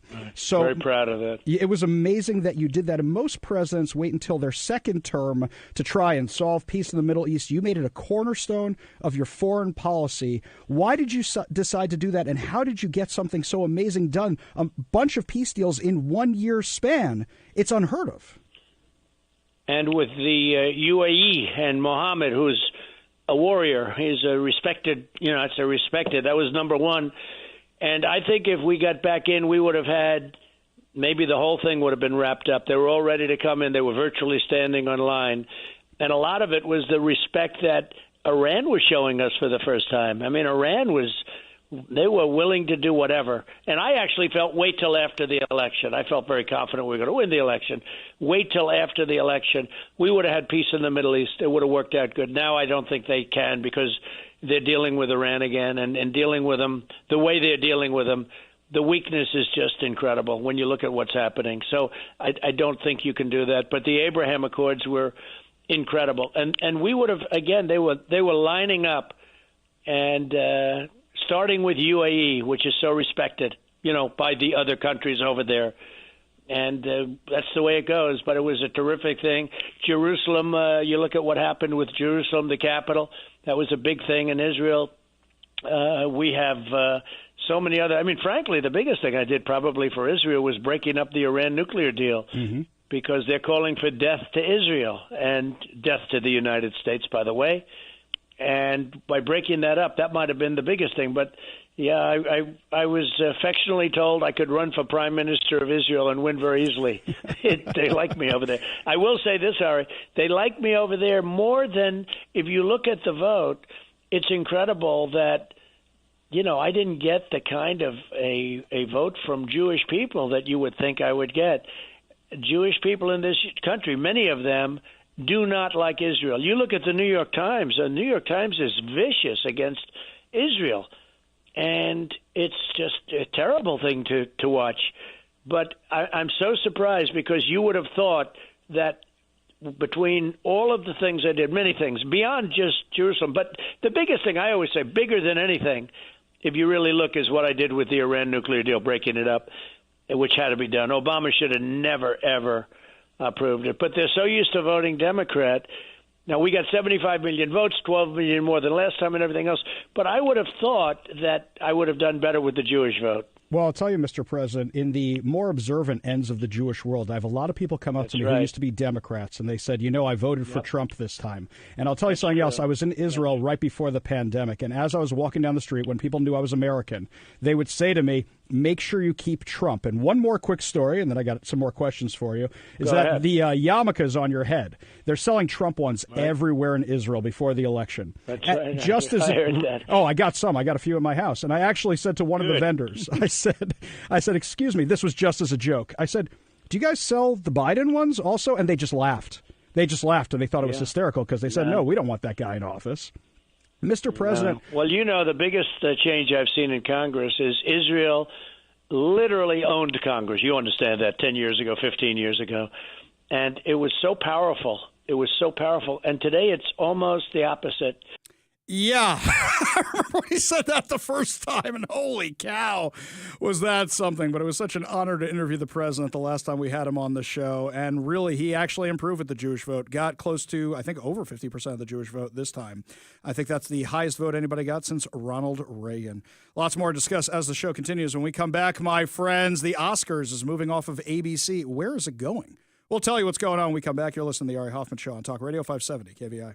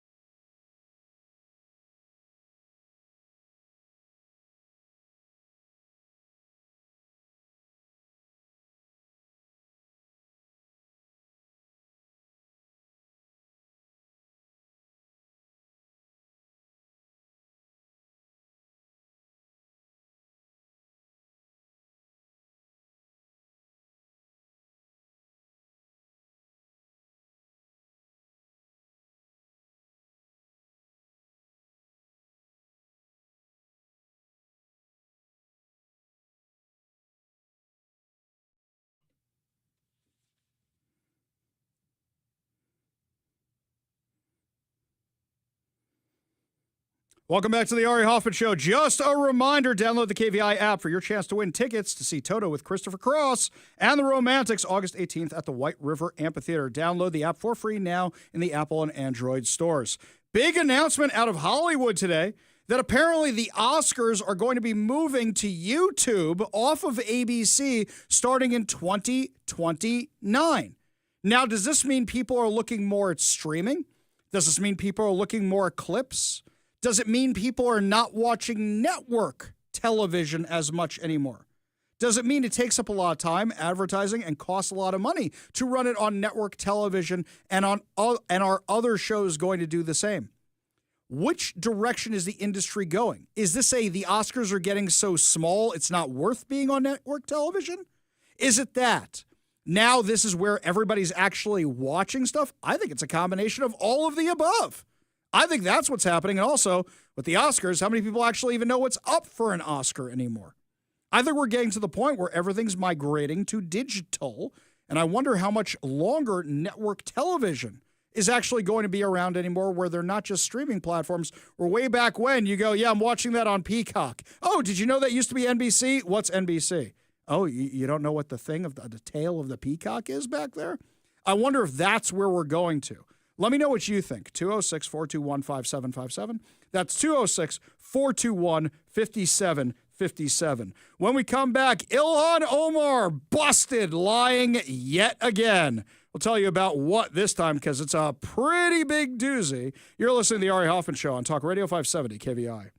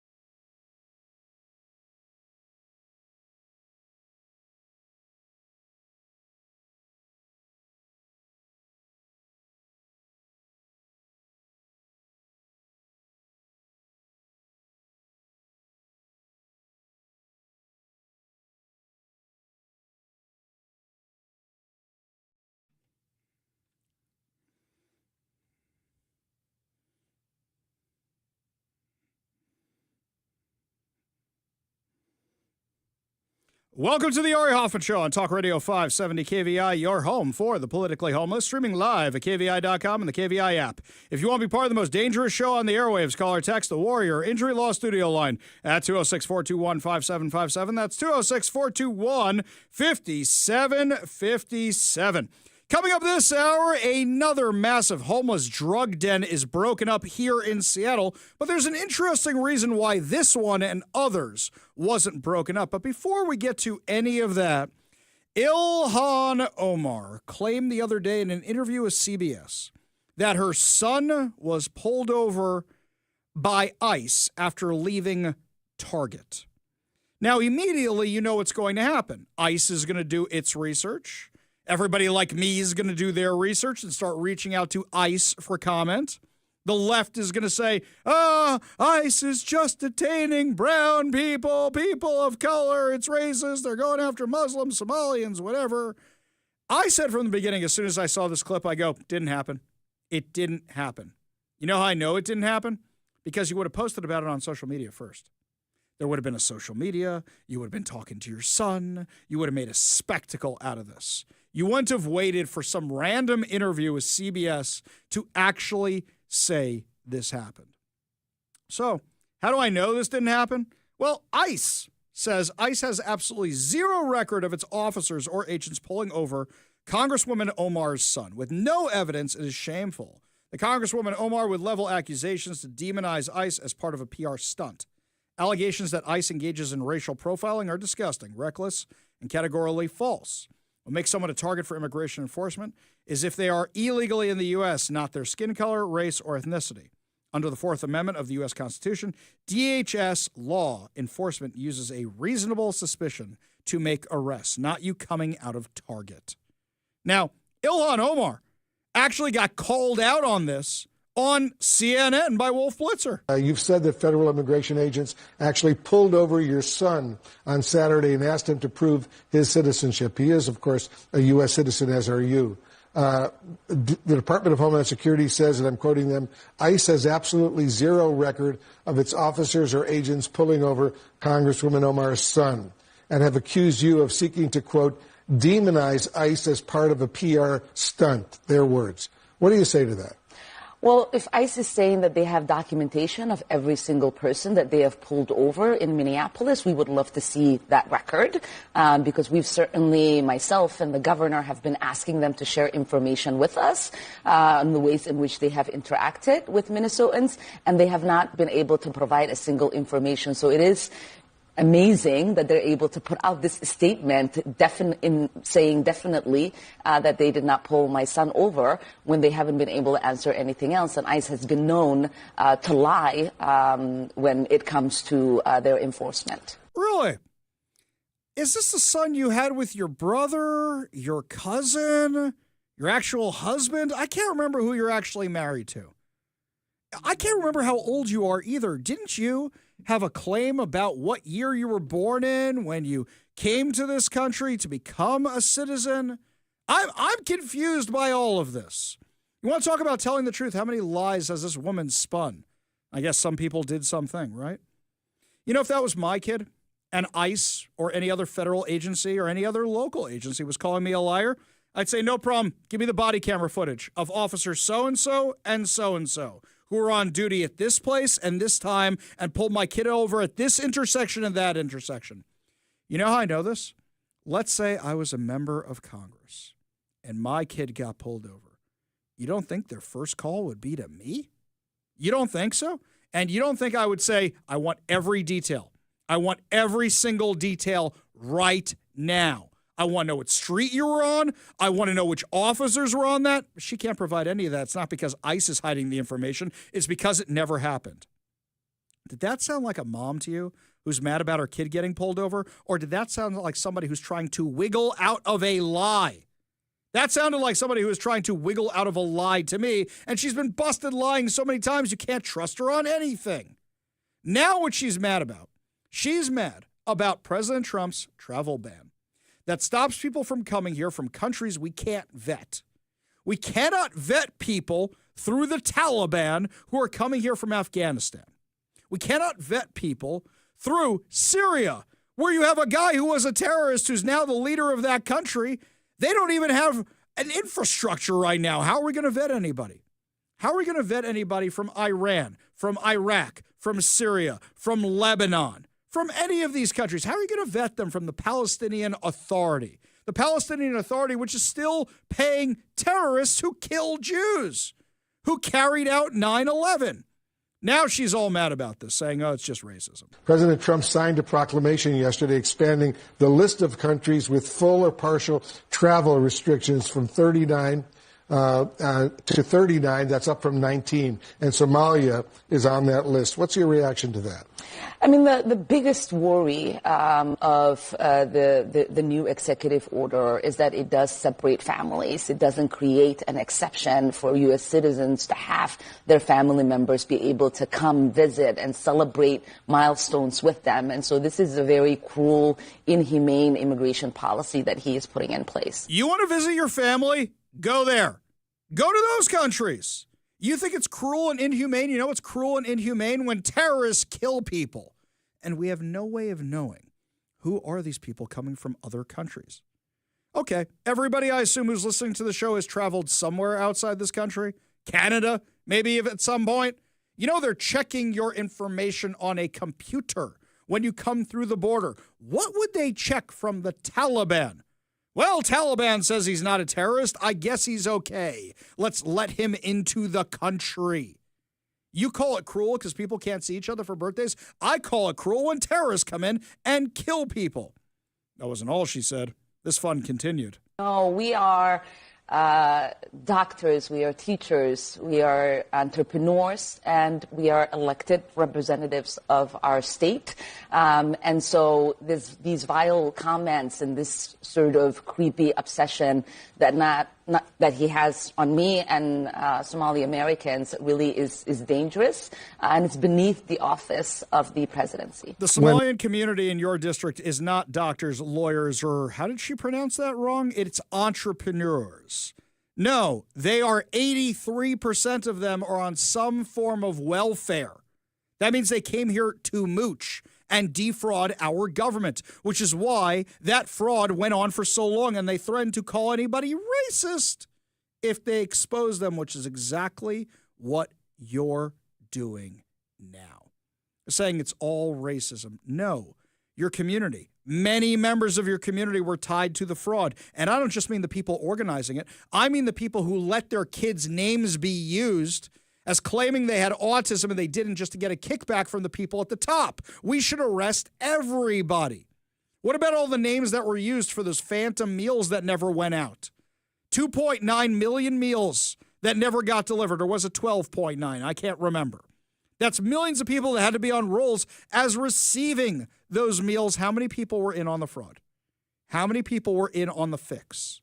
You can call Trump a racist as much as you want. It don't make it true. What's true is the Palestinian Authority has no problem sending terrorists to go kill Jews. Why would they have a problem sending terrorists to kill Americans? What's true is the Taliban, I think they've killed Americans before. That's just a hunch. That's just a hunch. They had something to do with one of the largest terror attacks in U.S. history. As Ilhan Omar would say, some people did something, right? May have had something to do with that. Iran, they sure love the U.S. Iraq, they sure love the U.S. And you just want people from Yemen and Syria and all these other countries coming here for what purpose? You don't know who they are. You have no way of vetting them. Not a single way of vetting them. By the way, she's not the only one who's crazy like this. After the terror attacks in Australia at Bondi Beach, you know what Zoran Mamdani's brilliant idea is to stop these attacks? Oh, he had a brilliant idea, my friends. He said, we need stricter gun control. Do you realize that there are videos of police officers hiding behind their cruisers because they didn't have guns to take on the guys with guns? So you think stricter gun control is the response to that? Don't take my word for it. This is Vanessa Miller. She was there at the shooting. These police officers were hiding behind a car. I tried to grab one of their guns. One of the other one grabs and he says, no, I'm trying to grab for his gun. These men, these police officers, they know who I am. and I hope they're hearing this. You are weak. You could have saved so many more people's lives. They were just standing there, listening and watching this all happen, holding me back. 2 police officers. Where were the others? Not there. Nobody was there. Everyone, the public, helped. Nobody else. By the way, her daughter, her little child, was separated from her. It's a big festival. There's bounce houses. There's cotton candy machines. You know, parents are hanging out with the parents. Kids are hanging out with the kids. She couldn't find her daughter. Minutes seem like hours. Seconds seems like hours and something like that. Thank God her daughter was fine. She just wanted to go help her daughter, and the police didn't help. Police couldn't do anything. Police didn't know what to do. Police were disarmed. It's insane. Absolutely insane. Meanwhile, the Democrats, the Biden administration, they want more of this insanity in our country. Tom Homan was talking about this just the other day. You know, I just got home last night. I toured the border in California, Arizona, and Texas. I did it in four-wheel drive. I did it on the river.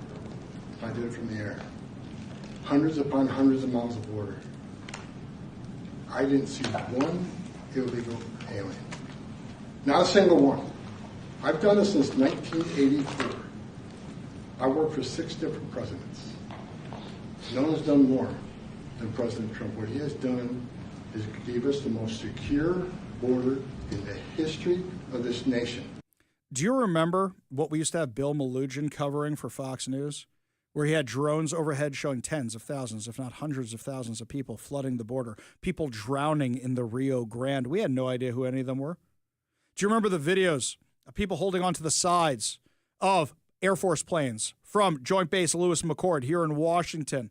We had no idea who those people were. I said at the time, wow, interesting video of military-aged men in that cargo hold. How did we vet any of them?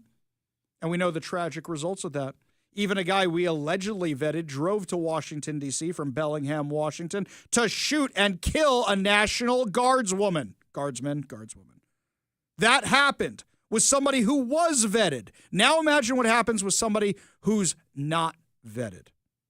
Now imagine what happens with somebody who we don't know who they are. And this is what Ilhan Omar wants, more of this chaos.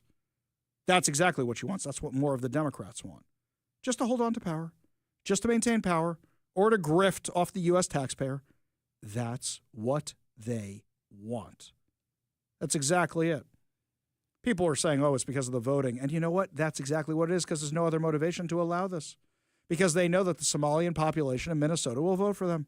Because they know the Somalian population here in Seattle will vote for them. Because the Somalian population in Maine will vote for them if they're able to continue these grifts. There's so many other groups like it. It's not specific to the Somalians. There's so many other people. And many of them are not people of color. Look at the people who run Homeless Inc. here in Seattle. Look at the salaries they're making.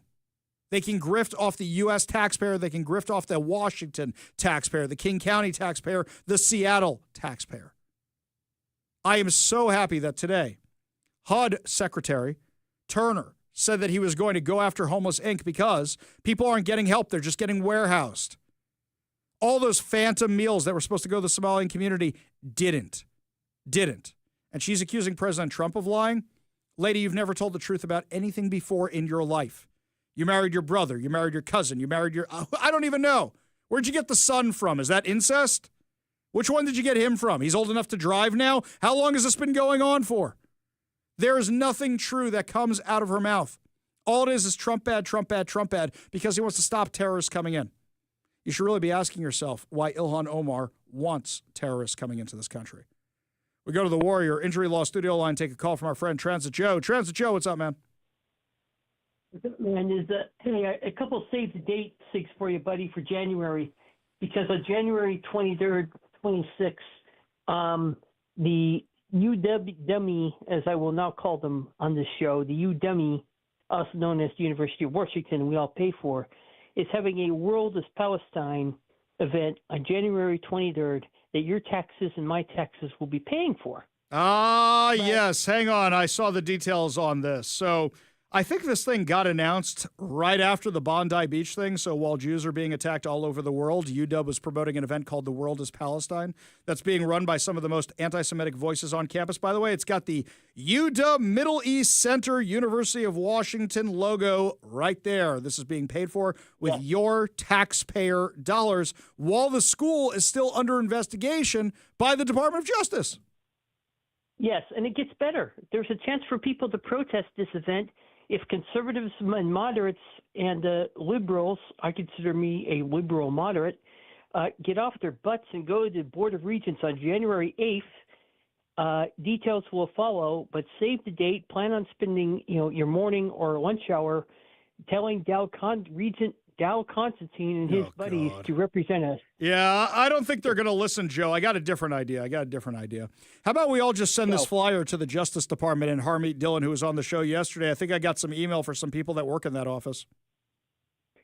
I think that'd be a great idea if we all flooded Lady Dillon and we offered her a rose garden in her honor if she would shut this down. I'll tell you what, maybe we'll do that instead. Maybe we'll send that over to Harmeet Dillon and the Justice Department. Joe, I love when you call the show, when you disagree with me, when you agree with me, when you give me tips like this. Really do appreciate it. Appreciate you being part of the show, man. You want to be part of the show, you give us a call or a text at 206-421-5757. That's 206-421-5757.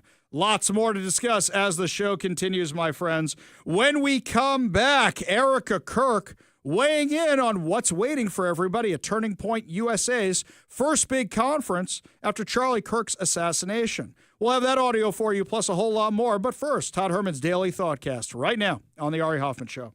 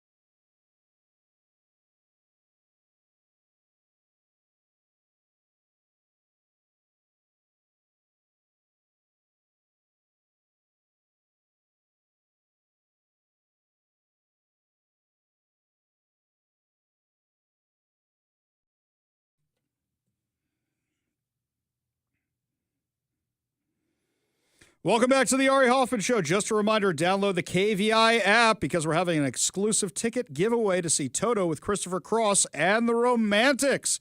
That's right. You can only enter this contest by the app, via the app, as they say. Enter to win your pair of tickets exclusively on the KVI app, which is available to download free in the Apple or Android App Store. Get your tickets for Toto at the White River Amphitheater on August 18th with Christopher Cross and the Romantics. We go to the Warrior Injury Law studio line. Take a call from Aaron in Poulsbo. Aaron, what's going on? Hey, I just want to talk about Seattle a little bit, man. I was a heroin addict down there for almost 10 years. What got you clean? I just kept trying to get help and realized that no one down there was ever going to help me. And I am just a stubborn hillbilly from Idaho. And I just pulled up my bootstraps and I said, piss on methadone. I said, piss on all your psychiatric help and all your whatever. And I nutted it out old school way. And I dried out. I started going to school.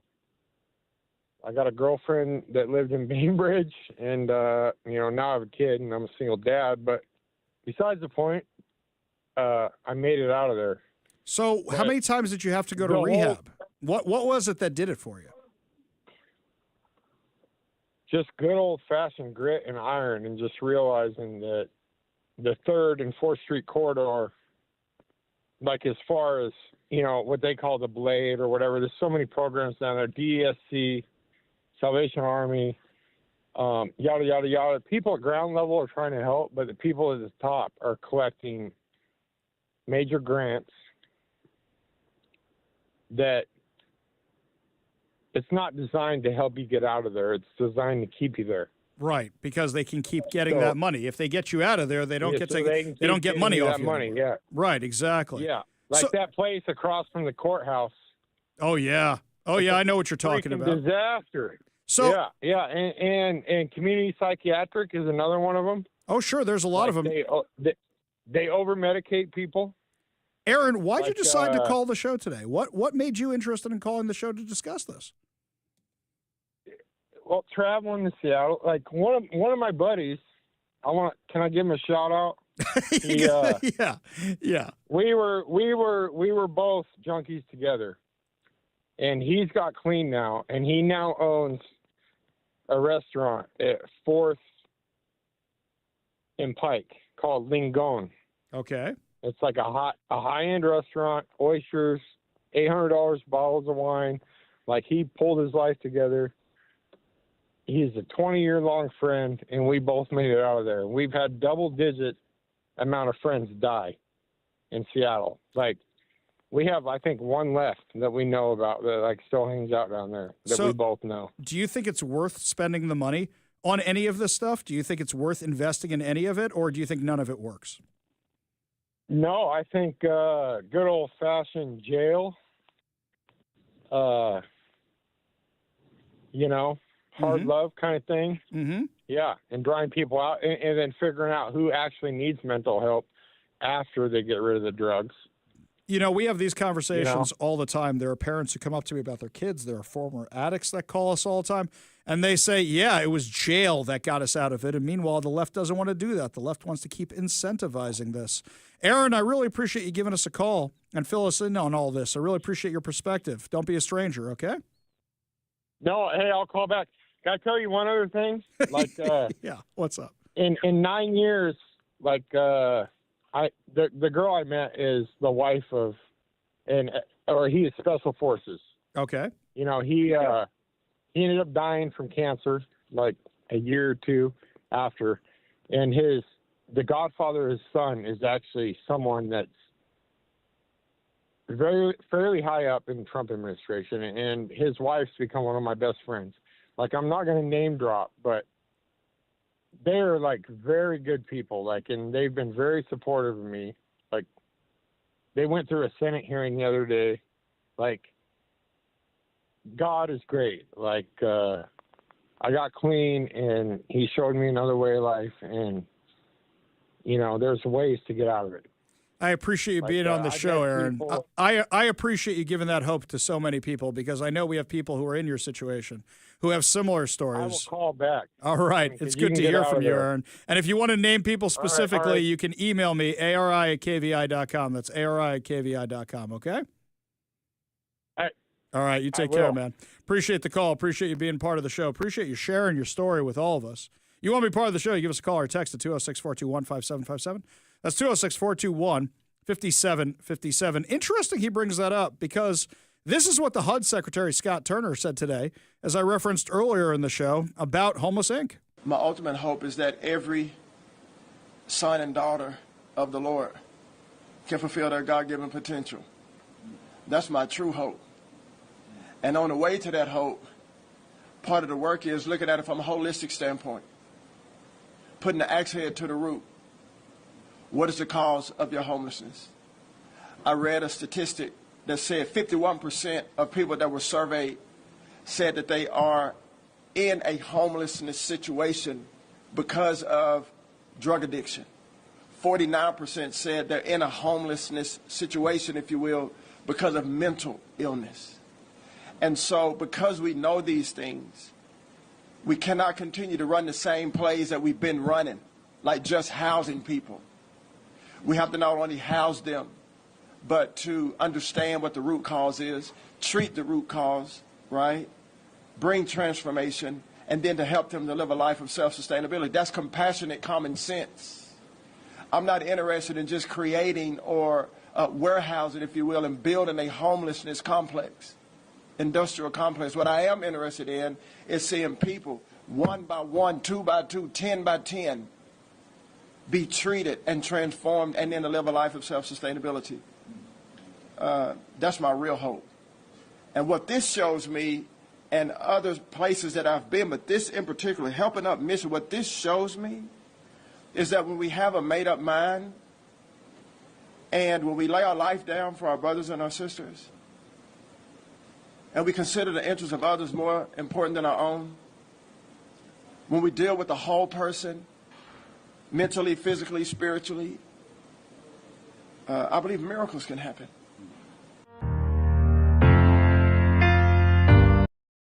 That's from our friends over at the Discovery Institute. We had Scott Turner, that was the HUD secretary, President Trump's HUD secretary, who deals with homelessness, and who says he's not putting up with Homeless Inc. anymore.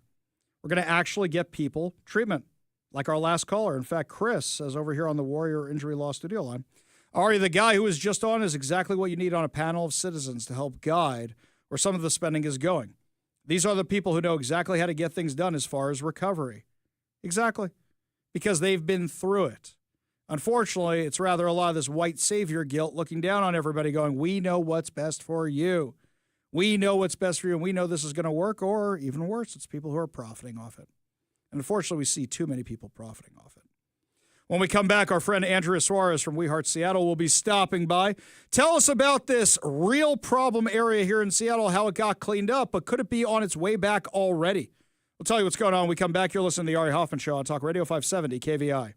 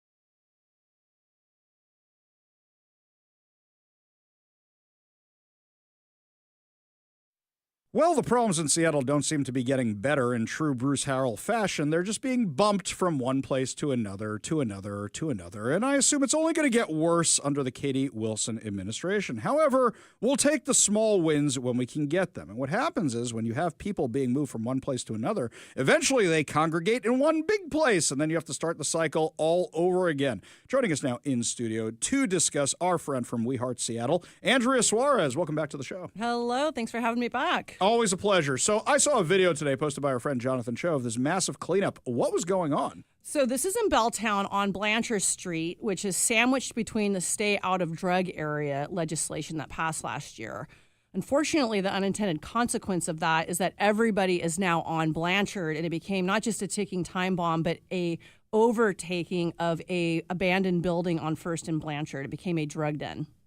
Gotcha. So you have this massive drug den there, and that's because you have these areas that are you can't do drugs in this area, you can't do drugs in that area, rather than, hey, doing drugs is illegal. Maybe we should just enforce that across the city. So basically this abandoned parking lot, abandoned building, abandoned area became the hotspot? The hotspot, and the chief of the city inspection team said it really was a finger-pointing matter between the landlord, the property management company, and the city, because the drug activity is so untenable. Who's really responsible for having to clean it up?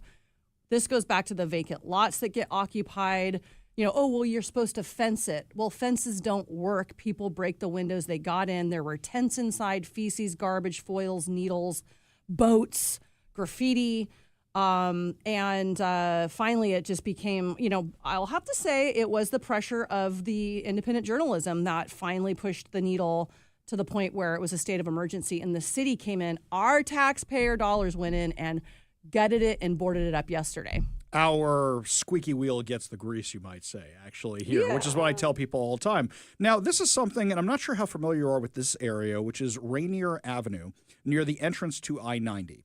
A few years ago, what happened was one place went out of business, homeless would move in, it would eventually burn down, then they'd move to the next and the next and the next. And there's a whole bunch of businesses there that are now shells of what they used to be. They're actually abandoned, and they're completely burned to the ground, or they've been bulldozed at this point. But this is what happens, and the landlord goes, why should I kick these homeless people off of here? I lost my tenant because of the city's bad policies. You get rid of the homeless people. My favorite one was one specific property where it was so overrun with homeless, there were rats everywhere. And then Tammy Morales, when she was a city council member, would not let them do anything with the property because she said the rats needed to be saved or protected or something. And I'm like, really? So it's now the homeless people and the rats. You see this all the time, probably. It's so gross. And there's another one over on 5th and Harrison that's made global news, which is another vacant lot. And the landlord's like, not my problem. It's the biggest encampment in the city, right by the Space Needle. But let's take it from the mouth of the people who were, as they say, herded. We're just herding people literally around the corner. So I went in and did 2 interviews last night in the pouring rain, and I'm like, what are you all going to do? And the drug dealer himself told me, one door closes and we're just going to go somewhere else. That's the way it is. And that's why this whack-a-mole herding phenomenon that we've seen over the years is just a failed policy, nothing else. Because it's a business with free rent that can operate anywhere they want. So they'll just find somewhere else to go. And yet you have people like the Antifa mutual aid type saying, oh, you just got to give them free housing or leave them alone or we'll set up tents somewhere else. And what a lot of people don't realize, it's not a homeless problem. A lot of these tents are their places of business. A lot of the RVs are their places of business. They're just going to go set up somewhere else. So has Antifa and mutual aid already set them up another place somewhere nearby? Well, actually, Ari, they have housing. That's the other, you know, the other mythbuster is both of the people I interviewed, half of the people that were loitering have housing. They're staying nearby at Plymouth, at Catholic Community Services, at Plymouth DESC housing. So there's no tents. They're not there in the pouring rain. They go and come out of their homes to use in community on our streets in an open-air drug scene, and it's unsafe and unequitable for all. Unbelievable. In the last few minutes we have with Andrea Suarez from We Heart Seattle, have you had any discussions with our new mayor about how this situation may resolve itself or her ideas for moving forward? I asked her to come in bed with me during her campaign, and I know your audience can't see my quotation, air quotations, but she said, I heard things about you. And I'm like, that's mature. So, wait. She actually said that to you? I mean, I took my hat off and I said, I'm an undecided voter, swear to God. Yeah. And I said, come out in bed with me, in bed with me. Not in bed. Come embed. EMBBED. Embed in the trenches. On the front lines. Yes, not other things. So I sent her my resume, my 5 years of impacts with We Heart Seattle to be a part of her transition team, just following all the rules, trying to get the invite, reached out to her committee leaders, which is John Scholes, Lisa Dugard, Aaron Goodman, folks like that. And they're like, we'll get back to you. Thanks for reaching out. But I'm here, but I think honestly, the private kind of no loophole, no bureaucracy, We Heart Seattle kind of helps hustle the city. And I think that we're a vital organization to the city, and I'm best kept right where I'm at. Yeah, I think you're 100% right. But then if the city would stop doing the stuff it does that makes your job worse, maybe that would be a little bit more helpful, don't you think? I want to be smaller, not bigger. Some people have said, oh, Katie Wilson's win's going to be really good for We Heart Seattle. And I said, what do you mean? They're like, well, there are going to be more camps. I'm like, you don't get it. I'm striving to get no camps, no drug addicts, no homeless on our shared spaces. So, and move policy. This picking up garbage thing is a means to the end, Ari. Yes. Yes, and as much as great work as you guys do, it's kind of like you're cleaning up somebody's mess, which there's always going to be mess as long as they continue these failed policies. I think you'd like nothing better than to have some other kind of job that you're doing all day, right? Absolutely. I mean, again, it's a means to the end. It allows me to have a policy position. I'm exposing the failures. I'm disrupting the status quo. Everybody knows that's what I'm up to. And you know what? We also are saving lives, and that's the most rewarding part of the work, even if it's just one person at a time, one day at a time. My crew's out there. My two-man crew is out there triaging people to treatment and nothing else. That's the only thing in population we're focusing on. Well, I'm so glad you swung by today. I didn't even know you were here. I come back from the bathroom, and there's Andrea Suarez standing right there. So dropping off a little holiday goodie. Really glad you came by. Andrea, wishing you and yours Merry Christmas, Happy New Year, Happy Hanukkah, you name it, all the holidays, wishing you and yours the very, very best. Thank you so much for joining us right back today. at you. Thank you. We got a whole lot more to discuss as the show continues. You're listening to The Ari Hoffman Show on Talk Radio 570 KVI.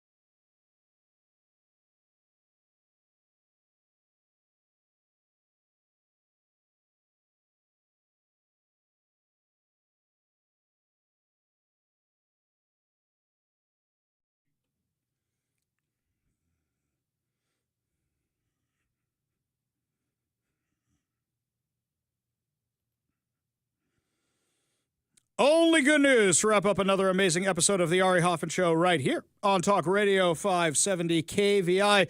And just a reminder, coming up a little less than 15 minutes from now at 6 o'clock our time, 9 o'clock Eastern, that's when President Trump is going to be giving his much-anticipated primetime address.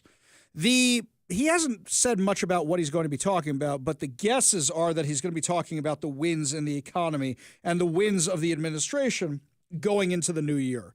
This is usually traditional for a president. At the end of the year, they give some kind of speech, press conference, talking about all the things they accomplished that year.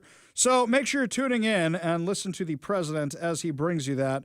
And that's going to be at 6 o'clock our time and at 9 o'clock Eastern time. Tomorrow we'll have a complete analysis of what the President Trump said. Yes, no, agree, disagree, all that stuff. Wins, yes wins, no wins. We will analyze the first year of the Trump administration. That's going to be tomorrow on the show from 3 to 6 p.m. right here on Talk Radio 570 KVI. Meanwhile, this is some good news. This comes to us from King 5. Local good news. Cheers erupted through the rain as the USS Nimitz pulled into Naval Base Kitsap, marking a historic homecoming after 270 days at sea and the aircraft carrier's final deployment before decommissioning for thousands of Navy families. And the nearly 9-month deployment ended with long-awaited embraces, tears, and celebrations as loved ones stepped off the ship for the first time since March. At the first sight of their loved ones coming home, cheers rang out through the pier as sailors came into view. 4-year-old Oliver hadn't seen his father in 270 days. My daddy is coming here soon.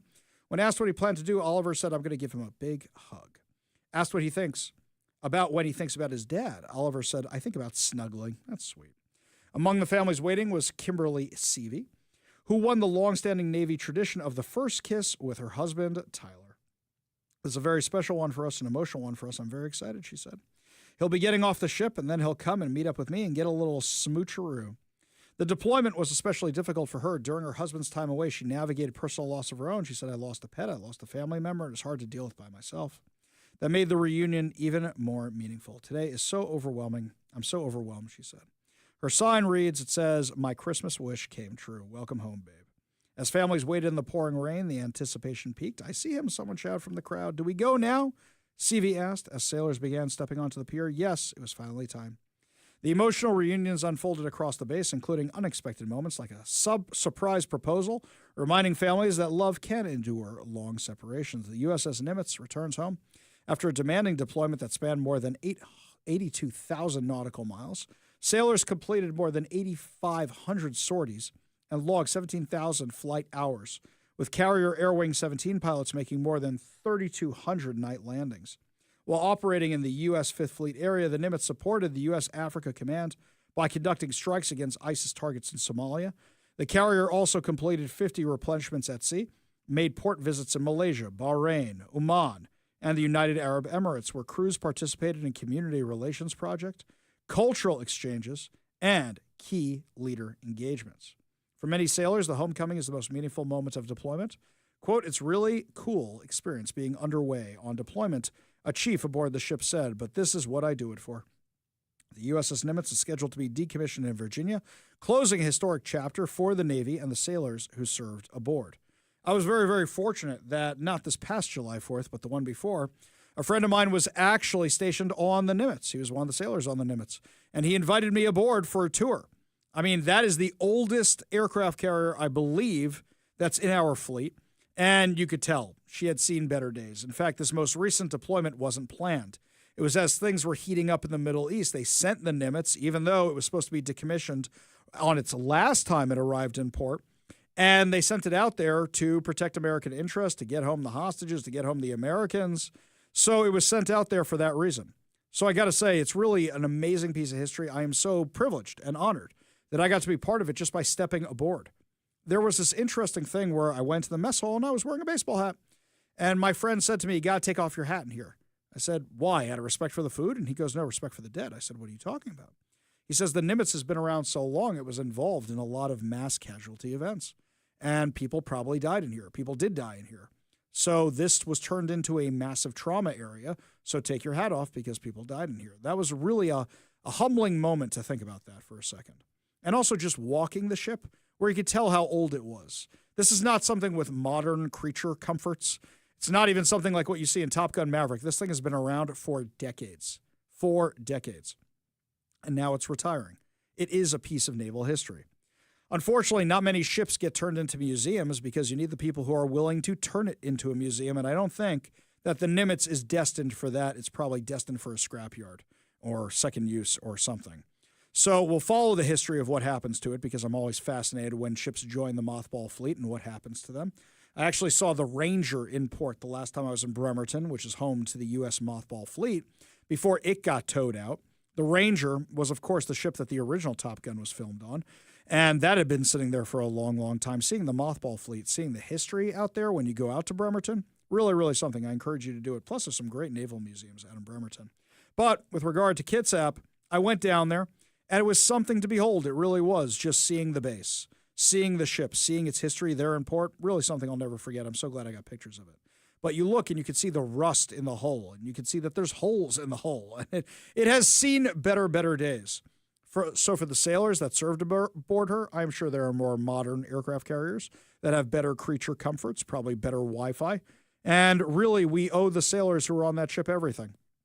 They went out to sea on that old rust bucket to defend our freedoms, to protect American interests overseas, and, of course, to defend our freedoms abroad and bring the message. There's a concept in Judaism called Kiddush Hashem, sanctifying God's name, where you do a good thing and somebody knows that you're Jewish, and they go, see, that's how Jews behave.